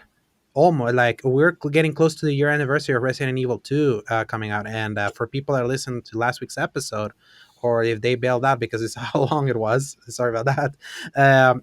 Just to kind of recap, that was like my third favorite game of the year, and I called it my favorite survival horror game of all time, just on how it made me feel the dread back towards zombies in a way I never expected to feel that again. Mm-hmm. Because we have gotten to a point where zombies have become so common and so easy to kill, and so many games that they lost their scare factor. Well, that game returned the scare factor, and then the whole thing with the tyrant, Mister Oh X, yes. with his trench coat and hulking fedora, walking you, stalking you Mm-hmm. halfway through that game, and how it made me go pee 3 times in a row as I was going through that section. It was like it was so phenomenal. And Resident Evil 3 Nemesis back in the day was like that was a game that was built around a hulking figure Mm-hmm. stalking you throughout the whole thing. So knowing that they got the system and the AI sort of they tested out with Mr. X on the Resident Evil 2 remake and potentially expanding on it on Resident Evil 3, which by the way, I learned that both these games were developed simultaneously, so that's why Resident Evil 3 is coming out so Oh, quickly. that's why. Apparently, they internally they thought they had something there, so they started preemptively working on it because Whew. they thought that they were gonna hit a home run, and they did with 2. So it was a good thing they had this one in the pipeline.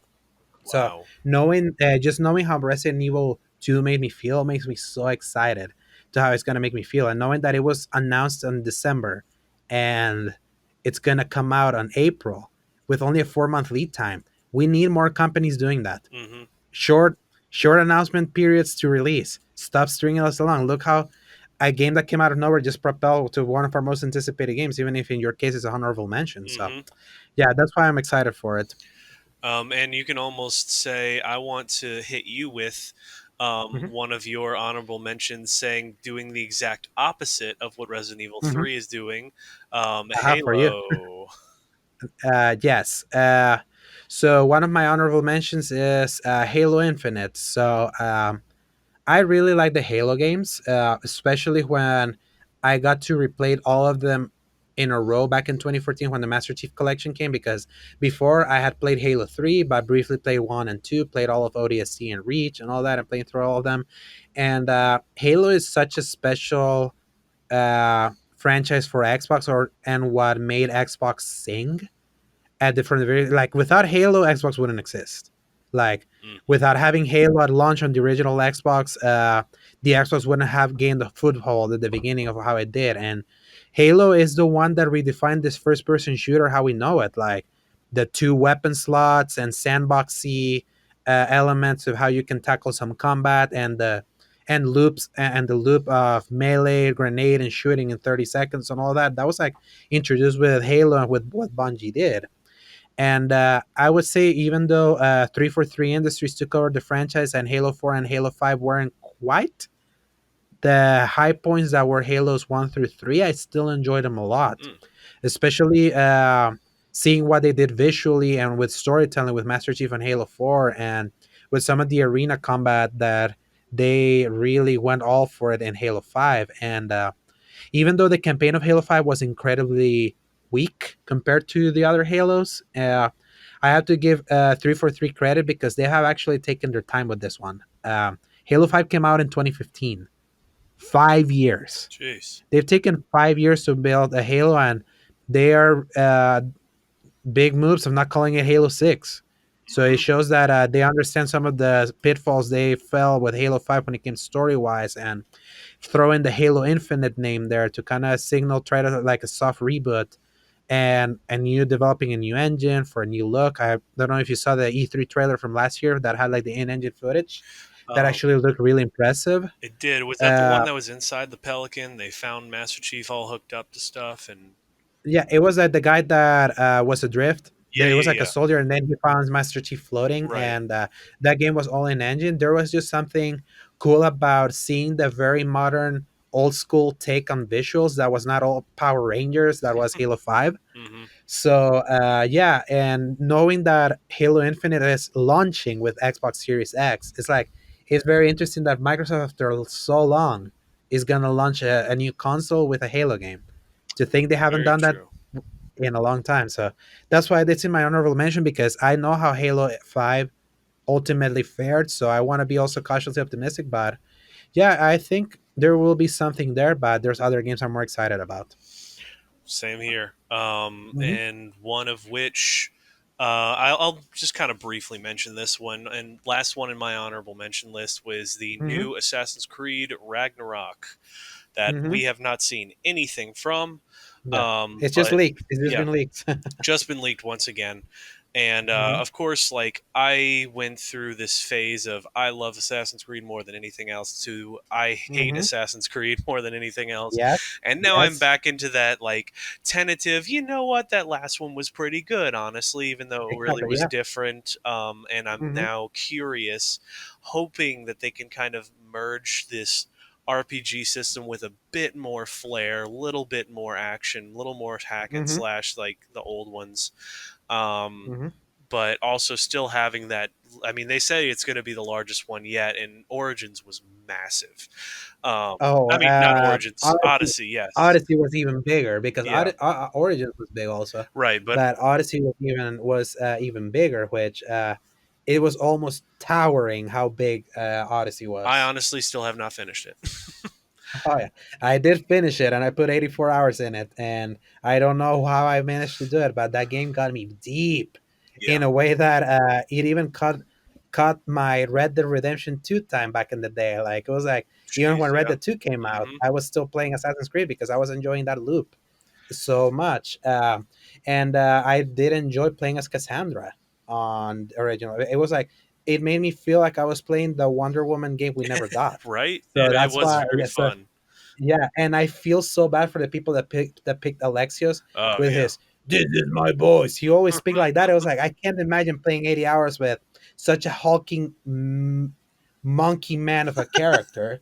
So, uh, so yeah, and I Ragnarok is not in my most anticipated games because I'm gonna have other games that I'm more Mhm. excited to play technically, and I know I there is no Assassin's Creed game I haven't played. I've played them all and I've gone through the high highs, I've gone through the low lows, but it's a series so near and dear in my heart and more importantly, knowing how it sometimes takes history, it always is a good reminder of my grandfather, who I learned a lot of history with, Mhm. and seeing it represented in a game, even though it's not exact history, just knowing that it was some conversations I were having with with my grandfather when I was studying history when I was in high school always like makes that series one that no matter what, I'll always be there. So no need to put it in my top most anticipated games because I already know that I'm there day one. Heck yeah. So my next honorable mention, it's one of the games that got delayed this week. So it's Marvel's Avengers. So Yes. why it's in my honorable mentions? It's yeah, it's not high in my most anticipated, but it's still something I really want to play because I really like Crystal Dynamics. Crystal Dynamics Tomb Raider games, especially the first two games of the rebooted trilogy they did recently in 2013 and Oh 2015. wow, I forgot there were Uh, three of those now. yeah, but because the third one Jeez. wasn't made by them, the third Oh, one was made wasn't by it? Eidos. Yeah, the third one was primarily made by Eidos Montreal. Huh. So the guys that made Deus Ex. So Yeah, that explains a and lot, actually. ironically, yeah, and ironically, the game not made by Crystal Dynamics was the weakest one of the three. So, Hmm. but that's a conversation for later. So again, we talked about how the I remember watching the E3 demo or at least the E3 trailer from 2019, and coming off of Endgame, to me it was like I would have expected this to be better. But then it was around PAX in September of last year when they revealed that Kamala Khan, which is Ms. Marvel, will be one Hmm. of the playable characters. That's when you started seeing the revamped character modeling that looks so much better, and the lighting. Hmm. You start seeing more about the A-Day, what that meant, and then you start seeing more of the systems. And I have mentioned what was my most played game this generation, Paul. Uh oh shoot, I'm blanking out. Oh, Destiny 2, right? Yeah, and yes, and you know what Avengers has? Destiny 2. Loot. Yeah, yes, it has loot. It has the always it has the online hooks that Destiny 2 Man. got Yeah. hooked me with different loot and colored gear and all of that, or that all the rage these days. Hmm. So I want to see how that goes. And yes, other I'm more excited for other games coming up. But yeah, I'm still curious because I always like my superheroes. I like playing superhero games. Hmm. Batman, where are you? Yeah. That at the very least, this is my superhero fix for the year. So we'll see how it Very goes. true. How about you, Paul? Excuse me. Well, Avengers for me, it did make my top five list personally, and Hmm. that's mostly crazy enough, almost because there wasn't that much else that I was really into, and so almost like by association, it just managed to squeak itself in there. Hmm. But honestly, I mean, I love the Avengers. I even before the whole cinematic universe and everything. I was a huge Hmm. fan of the TV shows back in the day, the '90s Spider-Man, the Hmm. which I don't even know if Spider-Man's even going to be showing up in that. But Yeah. anyway, that's just neither here nor there. Right now is Hmm. just the idea that I can finally play as the Hulk and Captain America Hmm. and Thor and Iron Man and all that stuff. But just that concept had me very curious. And then, of course, everything since then has been just a rocky road with Hmm. it, which has me a lot less interested than I would have been previously. But then, once, like you said, when they started fixing stuff and they showed how like responsive they were to their fan base and adding new Hmm. characters, showing new stuff, it actually brought back some of that interest to me. So that's Yeah. why it's kind of on my top five. All right, and that's fair. Yeah.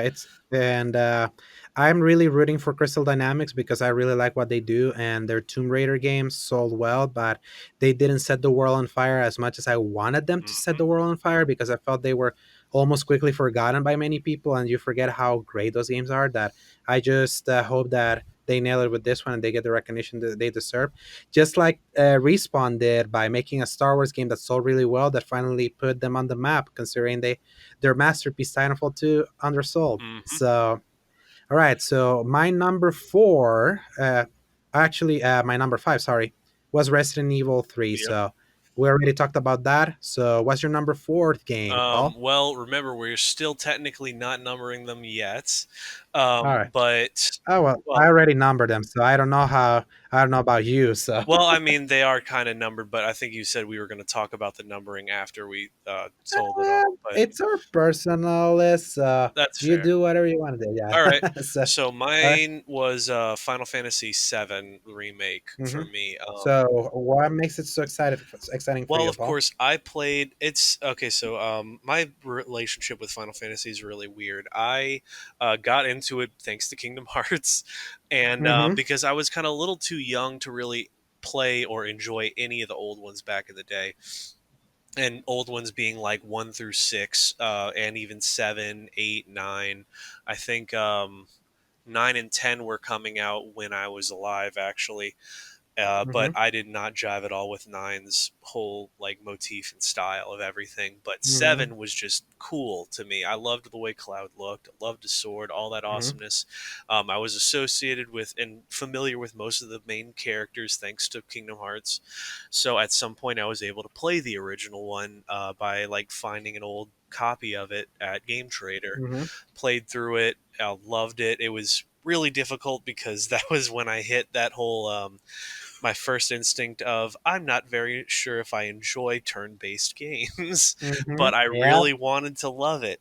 Uh-huh. So I powered through it. I enjoyed it for what it was. I like looked at it with these crazy like fabricated nostalgia glasses to be like, what was this like to everybody watching it when they first Mm-hmm. played? And I got really good at that after a while, but I enjoyed it a lot. And now with the idea of seeing it in its glory, because I remember watching the Advent Children movie when that came out, it was blowing my mind. Yes. Like, Uh-huh. what is this modern look on Final Fantasy? And then Crisis Core came out for the PSP. It Mm-hmm. updated both the visuals, the universe. I loved the universe. Loved the modern look of everything, and freaking it did away with the turn based and made it more Mm-hmm. like this action RPG. And I was like, heck yes. Mm-hmm. And then when I Exactly. found out that the remake was also action adventure, more of the like actual movement and choosing what to do and whatnot rather than Mm-hmm. sitting there, I was all for it. Um, Yes. I was a little less for it when they said that it was only going to be split into like three parts Mm-hmm. for the game, the new remake, of course. So that Mm-hmm. made me a little sad because corporate greed, and also just the Mm-hmm. idea that I was worried I was going to have to spend $60 for Mm-hmm. half a game, or a third Yes. of a game in this case, I guess.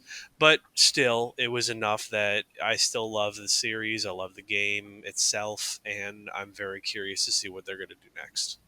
Yeah. So, yes, Final Fantasy VII is also in my list, and the reason why I'm excited for that is also the same thing as you. Like, turn based has never jived with me. Like, I know PJ has wanted me to get into Persona 5, and I Hmm. just can't because I hate turn based games. Like, I like having more control over what I'm doing, and Final Fantasy was one of those series that I always respected growing up because I knew that people really liked them, especially Seven, like Hmm. you were saying, because such a seminal game on on the original PlayStation. It's like next to the original Metal Gear Solid, one of the games that defined what that console was.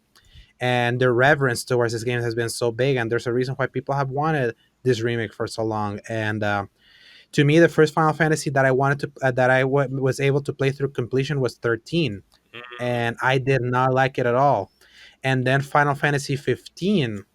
I know a lot of people dislike how incomplete a lot of the and how messy a lot of parts of that game was, but for some reason I really dug that one. And I think it was because it was more of an active game where I had more control that jived more with what I want out of games. Hmm. And also being a big fan of the Kingdom Hearts style of like active combat system of me actually pressing buttons, and seeing that this Final Fantasy game is close to that, as being Tetsuya Nomura the one that's doing it, Hmm. really makes me excited. And as for the whole thing being split in parts, so yes, they're splitting it in parts, but they're saying that they're making each part really meaty, Mm. as in like it's not you're not gonna pay $60 just to play like 3 hours or something. Right. They have made it pretty sure that they're making it really big for it to feel like a full game. It's just that being associated with with the original game, that was split into three discs, Right. and it's different players with Midgar, and you go outside and all of that. And I think just because of thinking about the original game that way makes you think less. They could be lying, and it could be sure, but I do believe, especially if the game's coming out in two discs, Mm. so I can imagine it at least will be meaty enough True. with what they're adding, because they're adding new cutscenes, they're reshuffling things, they are adding extra things to the story for it to feel like it's a new game, Yeah. that it's like inspired by what we already know about Final Fantasy VII, and I'm really excited for that. It looks really cool. So yeah, that's in my list. So Mm. my number four is Doom Eternal. Yes, So Paul, did you play the 2016 I Doom? did. So And it was a little tricky, but yeah, I'll let you talk yes. through that one. Exactly. So Doom Eternal, I'm excited more because I'm a big fan of story focused first person shooters, Mhm. and that first Doom, while I know a lot of people thought it was the best thing that came out that year and all of that. It was like such a hot thing in 2016, and I really did enjoy it until it became a little too monster classity to me that I just wanted to get through, and having to fight waves after waves of enemies started to really grate on me as I wanted to just finish it. But the smoothness of the combat in that game, how it's like very old school but very modern, and how unabashedly Doom it is, that it doesn't, it's just so over the top. And Doom Guy being so having such a cool personality without saying a voice, Yeah. without saying anything, but just how he interacted with the world. I have like, what are the things that he just punches out and all of Mhm. that? It's just, it had such a cool vibe, and also the lore was like hilarious.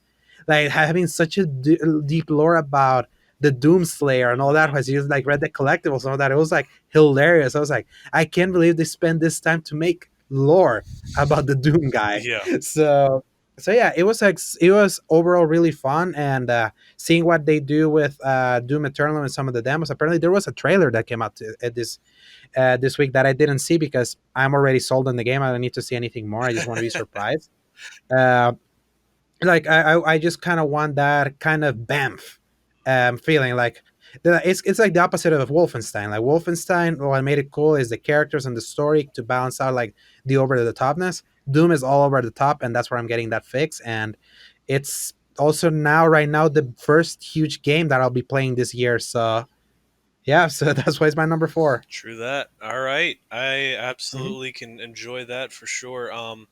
So I did play Dooms 2016. There was so I did not play any of the old Dooms, of course, because it was a little Hmm. predated my time. Um, Hmm. I did not understand that it was just a normal thing for Doom Guy to be able to move at his like top speed at any time. Uh-huh. So Yeah. that was a huge like adjustment period for one. For Hmm. two, I was like now used to the modern shooter where you held the left trigger button to zoom in. You Hmm. did that, and that was not a feature on pretty much any of the guns outside of something specifically made for that, like a marksman rifle or The something assault, like that. the marksman assault rifle that you would add the scope. Right, but I think that also changed its functionality and like made it a 3 round Hmm. burst or something if you look through it. Um, Hmm. and I was just not like a big fan of that because I was like, well, I want to be able to shoot full auto, but also see things, you know. But then Hmm. I Yeah. understood later on that it was like that's the point of the game is that's why they made it like that. And it was very much that whole like you got to be aggressive with it because I tried playing it like a Hmm. normal, like I tried playing it like Yeah. Halo basically, where you're trying to hide Oh behind no. Oh cover, no. Yeah. hit stuff. That's not the game for that. Oh Yeah. This no. that game is all about the aggressiveness. Right. So I did not understand that. It made it very difficult for me to enjoy the game for a while. Then I had to go back under that new understanding, and I enjoyed it a lot more. So I'm definitely somebody that might pick up Doom Eternal like later on, but Hmm. I have a few other things, as I've mentioned, that I'm way more interested in.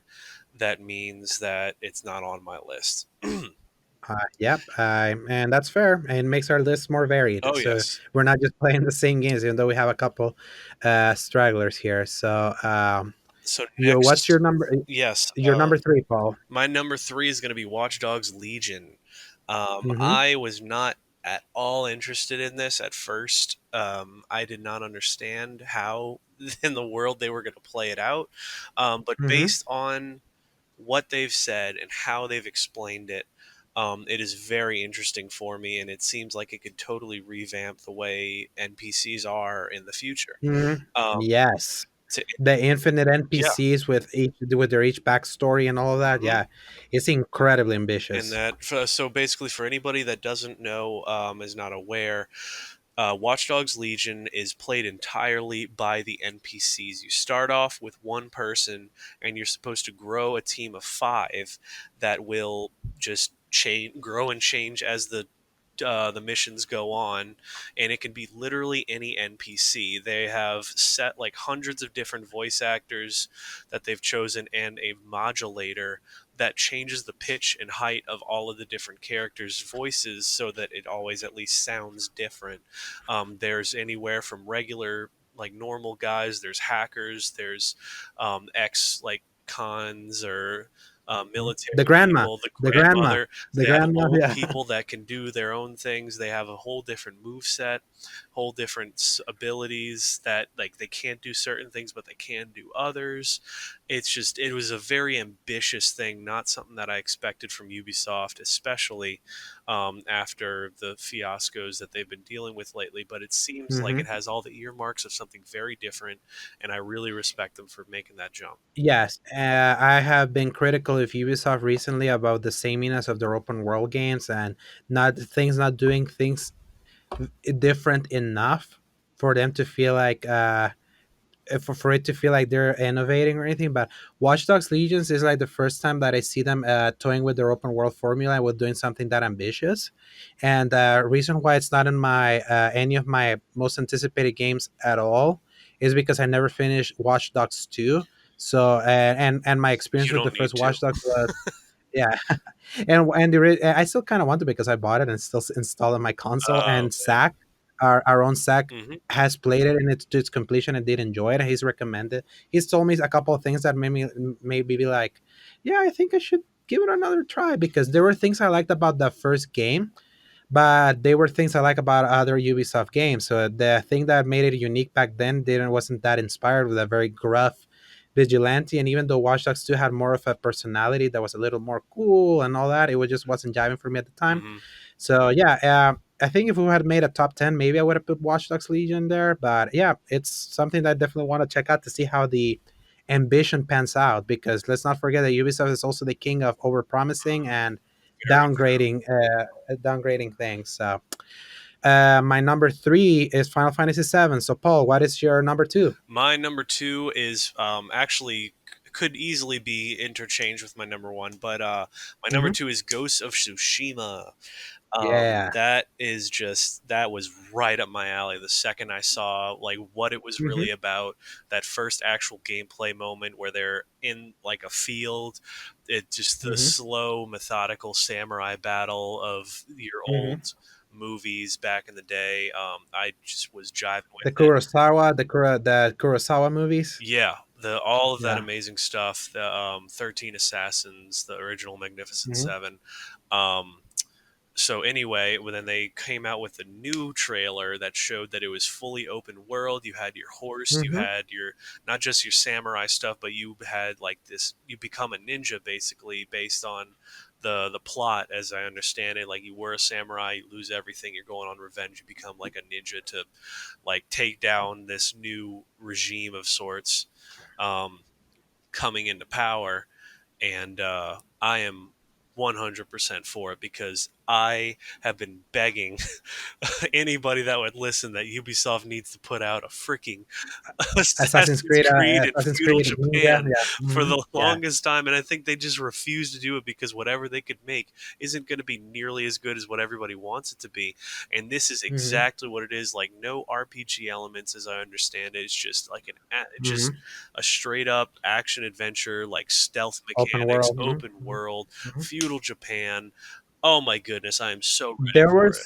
some mechanics in the demo that they showed back in 2018 Hmm. that reminded me a lot of the Predator takedowns of Batman Arkham Knight, where you like hit someone and then move the camera, press square, immediately kill another one, Oh, and then that'd be press square and all that. It fantastic. had, yeah, it had that kind of vibe. So Ghost of Tsushima, it's also another game I'm very interested in that I didn't put in my most anticipated list just because I ran out of space. And but I would agree with that one. I just wanted to put other games. I think mostly it's knowing that I don't have a very specific release date compared to these other games Also true. makes me just be more like wait and see for that one. But I love Sucker Punch. The guys at Sucker Punch were the ones that made Sly Cooper. Hmm. They're the guys that made the Infamous games. They're the Sunset guys. Overdrive, I think. No. Sunset Overdrive was Insomniac. Oh, you're right. I get those two Yeah. mixed So up. yeah, no, they're literally they all those companies at one point were doing the kind of the same game with the mascot platformers and all that. So Right. they're easily interchangeable. And now Insomniac is a PlayStation studio, which those games became popular back in the PS2 Hmm. days. But yeah, so then after Infamous, then moving into something a little bit more grounded, especially after Infamous was like a gritty comic book original thing that Right. was so cool at the time. Uh, They need to make and another one of those. Yes, but they've been taking their time with this one because Infamous Second Son came out in 2014 and it's DLC, so Yep. almost 6 years with this new IP. And origin, it's so funny to me. I see Ghost of Tsushima as the actual closing of the book of when it comes to Sony's exclusives for the PS4.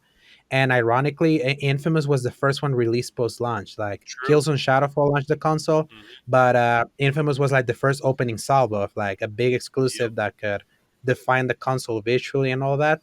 So I think it's a nice honor that they let Sucker Punch be the one that opened the show and closing the show. Yeah.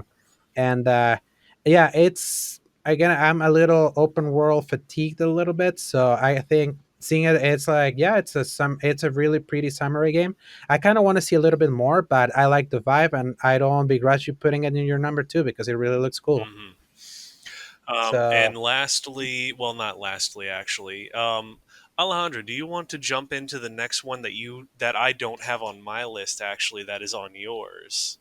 yeah, well, I have a number two that I Right. haven't talked about. Well, I was thinking because that's also on mine, so I was wondering if you wanted to end on that one or you wanted to talk about. I think yes.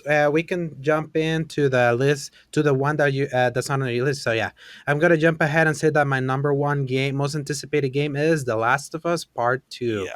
Yeah. So Last of Us, I've been like, it's so interesting because I have said how much I like how a game like God of War 2018 took what Last of Us did and just improved on the gameplay and all of that. Recently, Last of Us has won the best game of the decade by many publications and all of that. And then I caught up on a Let's Play by two of the voice actors that are very famous for in Naughty Dog's games, Nolan North and Troy Baker. Nolan North, which was the voice of Nathan Drake in Uncharted, and Troy Baker, which is the voice of Joel from The Last of Us. They're doing a playthrough because Nolan North, even though he played a villain in that game, he never had played The Last of Us, and just rewatching them play that game just brought back so many awesome memories of the harrowing, incredibly impactful game that was The Last of Us for me. Like the very beginning of that game is to me still one of the most heartbreaking things I've ever seen in a video game, and always chokes me up when I see it. And knowing that Last of Us was the one that really took story-based games to the next level back in 2013, and obviously perfected with God of War recently, and then just thinking how impactful that game was, not just for us, but for Naughty Dog and the kind of game that I really love, which is story-based games. It really made me think about how really I'm excited to see how they attempt to top it with the sequel, because to Yeah. me The Last of Us originally was a game that didn't need a sequel, and jury's out if there was any need for it. But I feel like Naughty Dog has earned a reputation, rightfully so, as someone that doesn't just do something just to do it. They will want to prove something, and it makes me really excited in how they do it. And yes, and I like survival horror kind of stuff, and I really want to see how they. I've seen how they've evolved with the AI and all of that kind of stuff based on some of the videos and some of the previews that I was reading, and I really can't wait to see how they experience how what kind of game I get from them, especially because they say it's their biggest game they've ever made. Yeah. So let's see how it goes. And conspicuously absent from any of your lists. Yes, completely Mhm, absent from my list mhm, because I feel like I enjoyed Last of Us 1 a lot. mhm, But then I just never really felt a need to go back to it. I mean, I think I played it mhm, twice, honestly, but mhm, that was like back when it came out, of course. I never touched it mhm, since. And I loved it, but like you said, it was one of those games that almost didn't need a sequel. I mean, it had its mhm. ending was very sequel bait ish, like not in a bad way. I loved it. I would Um, argue that it was not. okay. Actually, yeah, I would actually argue that actually a very well ambiguous ending that could be a close of the book that didn't need to be followed up, Mm, because it was like a mic drop moment, and its confidence in ending on such a quiet note that way, I and see. to leave it for your imagination. So I wouldn't even say that it was sequel bait. So, that's why it took them so long to make it, because they said that they didn't know if they could follow it up because they didn't have a story. But apparently, they figured out one that could be a worthy follow up. So, yeah, but continue. But yeah, so yeah, that's what my thoughts are on that part. As far as actually continuing it, I didn't think there, just like they were saying, there's nothing that they could write that was going to match that Hmm. level of things. And your only two real options are just play it out and hope that whatever you write is organic enough. Um, or you like forcibly try to put things that are going to try to tug at heartstrings of the audience, Hmm. and that never works.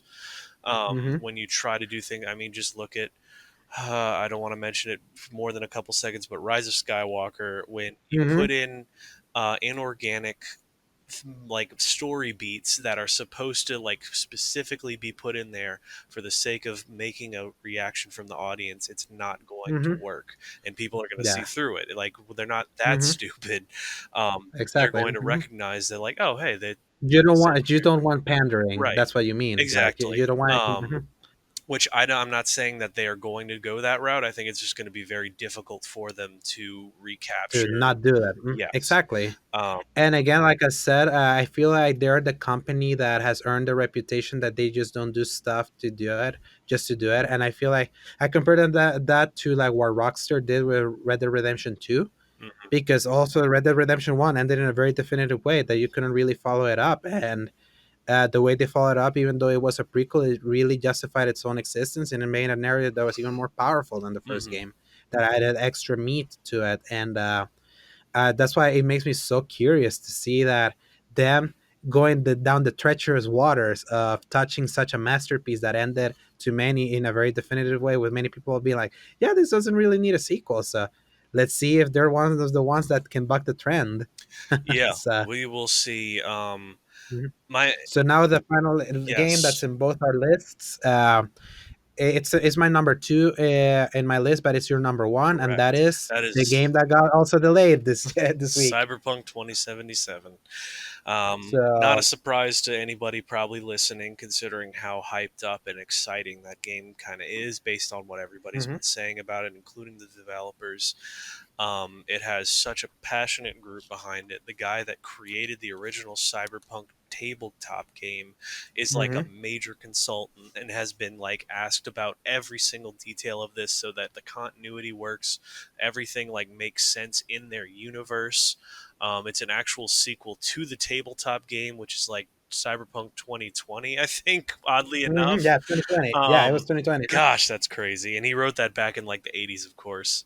Yes. Um, So just as an interjection, Paul. So yeah, we've reached the point where we've made it past 2015, and there was no Mattel hoverboards, and we're now in 2020, where we're supposed to live in the cyberpunk future. yep. Man, we were really duped about what this actual years will actually be, For right? real. And I mean, what Blade Runner took place in 2019, and Hmm. we needed to start wearing plastic see-through jackets. Which, crazy enough, I think I've seen a couple of them. So I guess we're just a Hmm. little slow on the uptake, is all.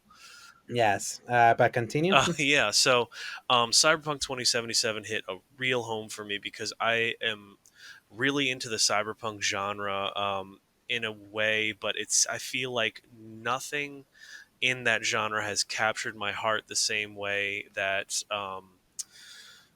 I mean, Blade Runner I really enjoyed when I went back and watched it, the new Blade Runner 2049. They had the little anime shorts that were based on that as well. But nothing really in like I enjoyed it as much. And then when this came out, that one like cinematic trailer that came out was like 2 minutes long Hmm. or something. I had no Yeah. connection to that, had no idea what was going on. And then finally, the newer actual like gameplay segments of that 45 minutes like unedited clip, which is of course now Hmm. apparently No. totally different in real life. Hmm. Because they say like all of the details of that were just works in progress and they've changed a lot of it. Just Hmm. as each thing comes out, it has been exactly what I'm looking for. Just this dystopia heavy, Hmm. like computer, like 80s computer idea and like what they would have thought the future would look like back in the day. Hmm. I love that look. I love the feel of the buttons, the way everything looks, the bright neon lights of everything.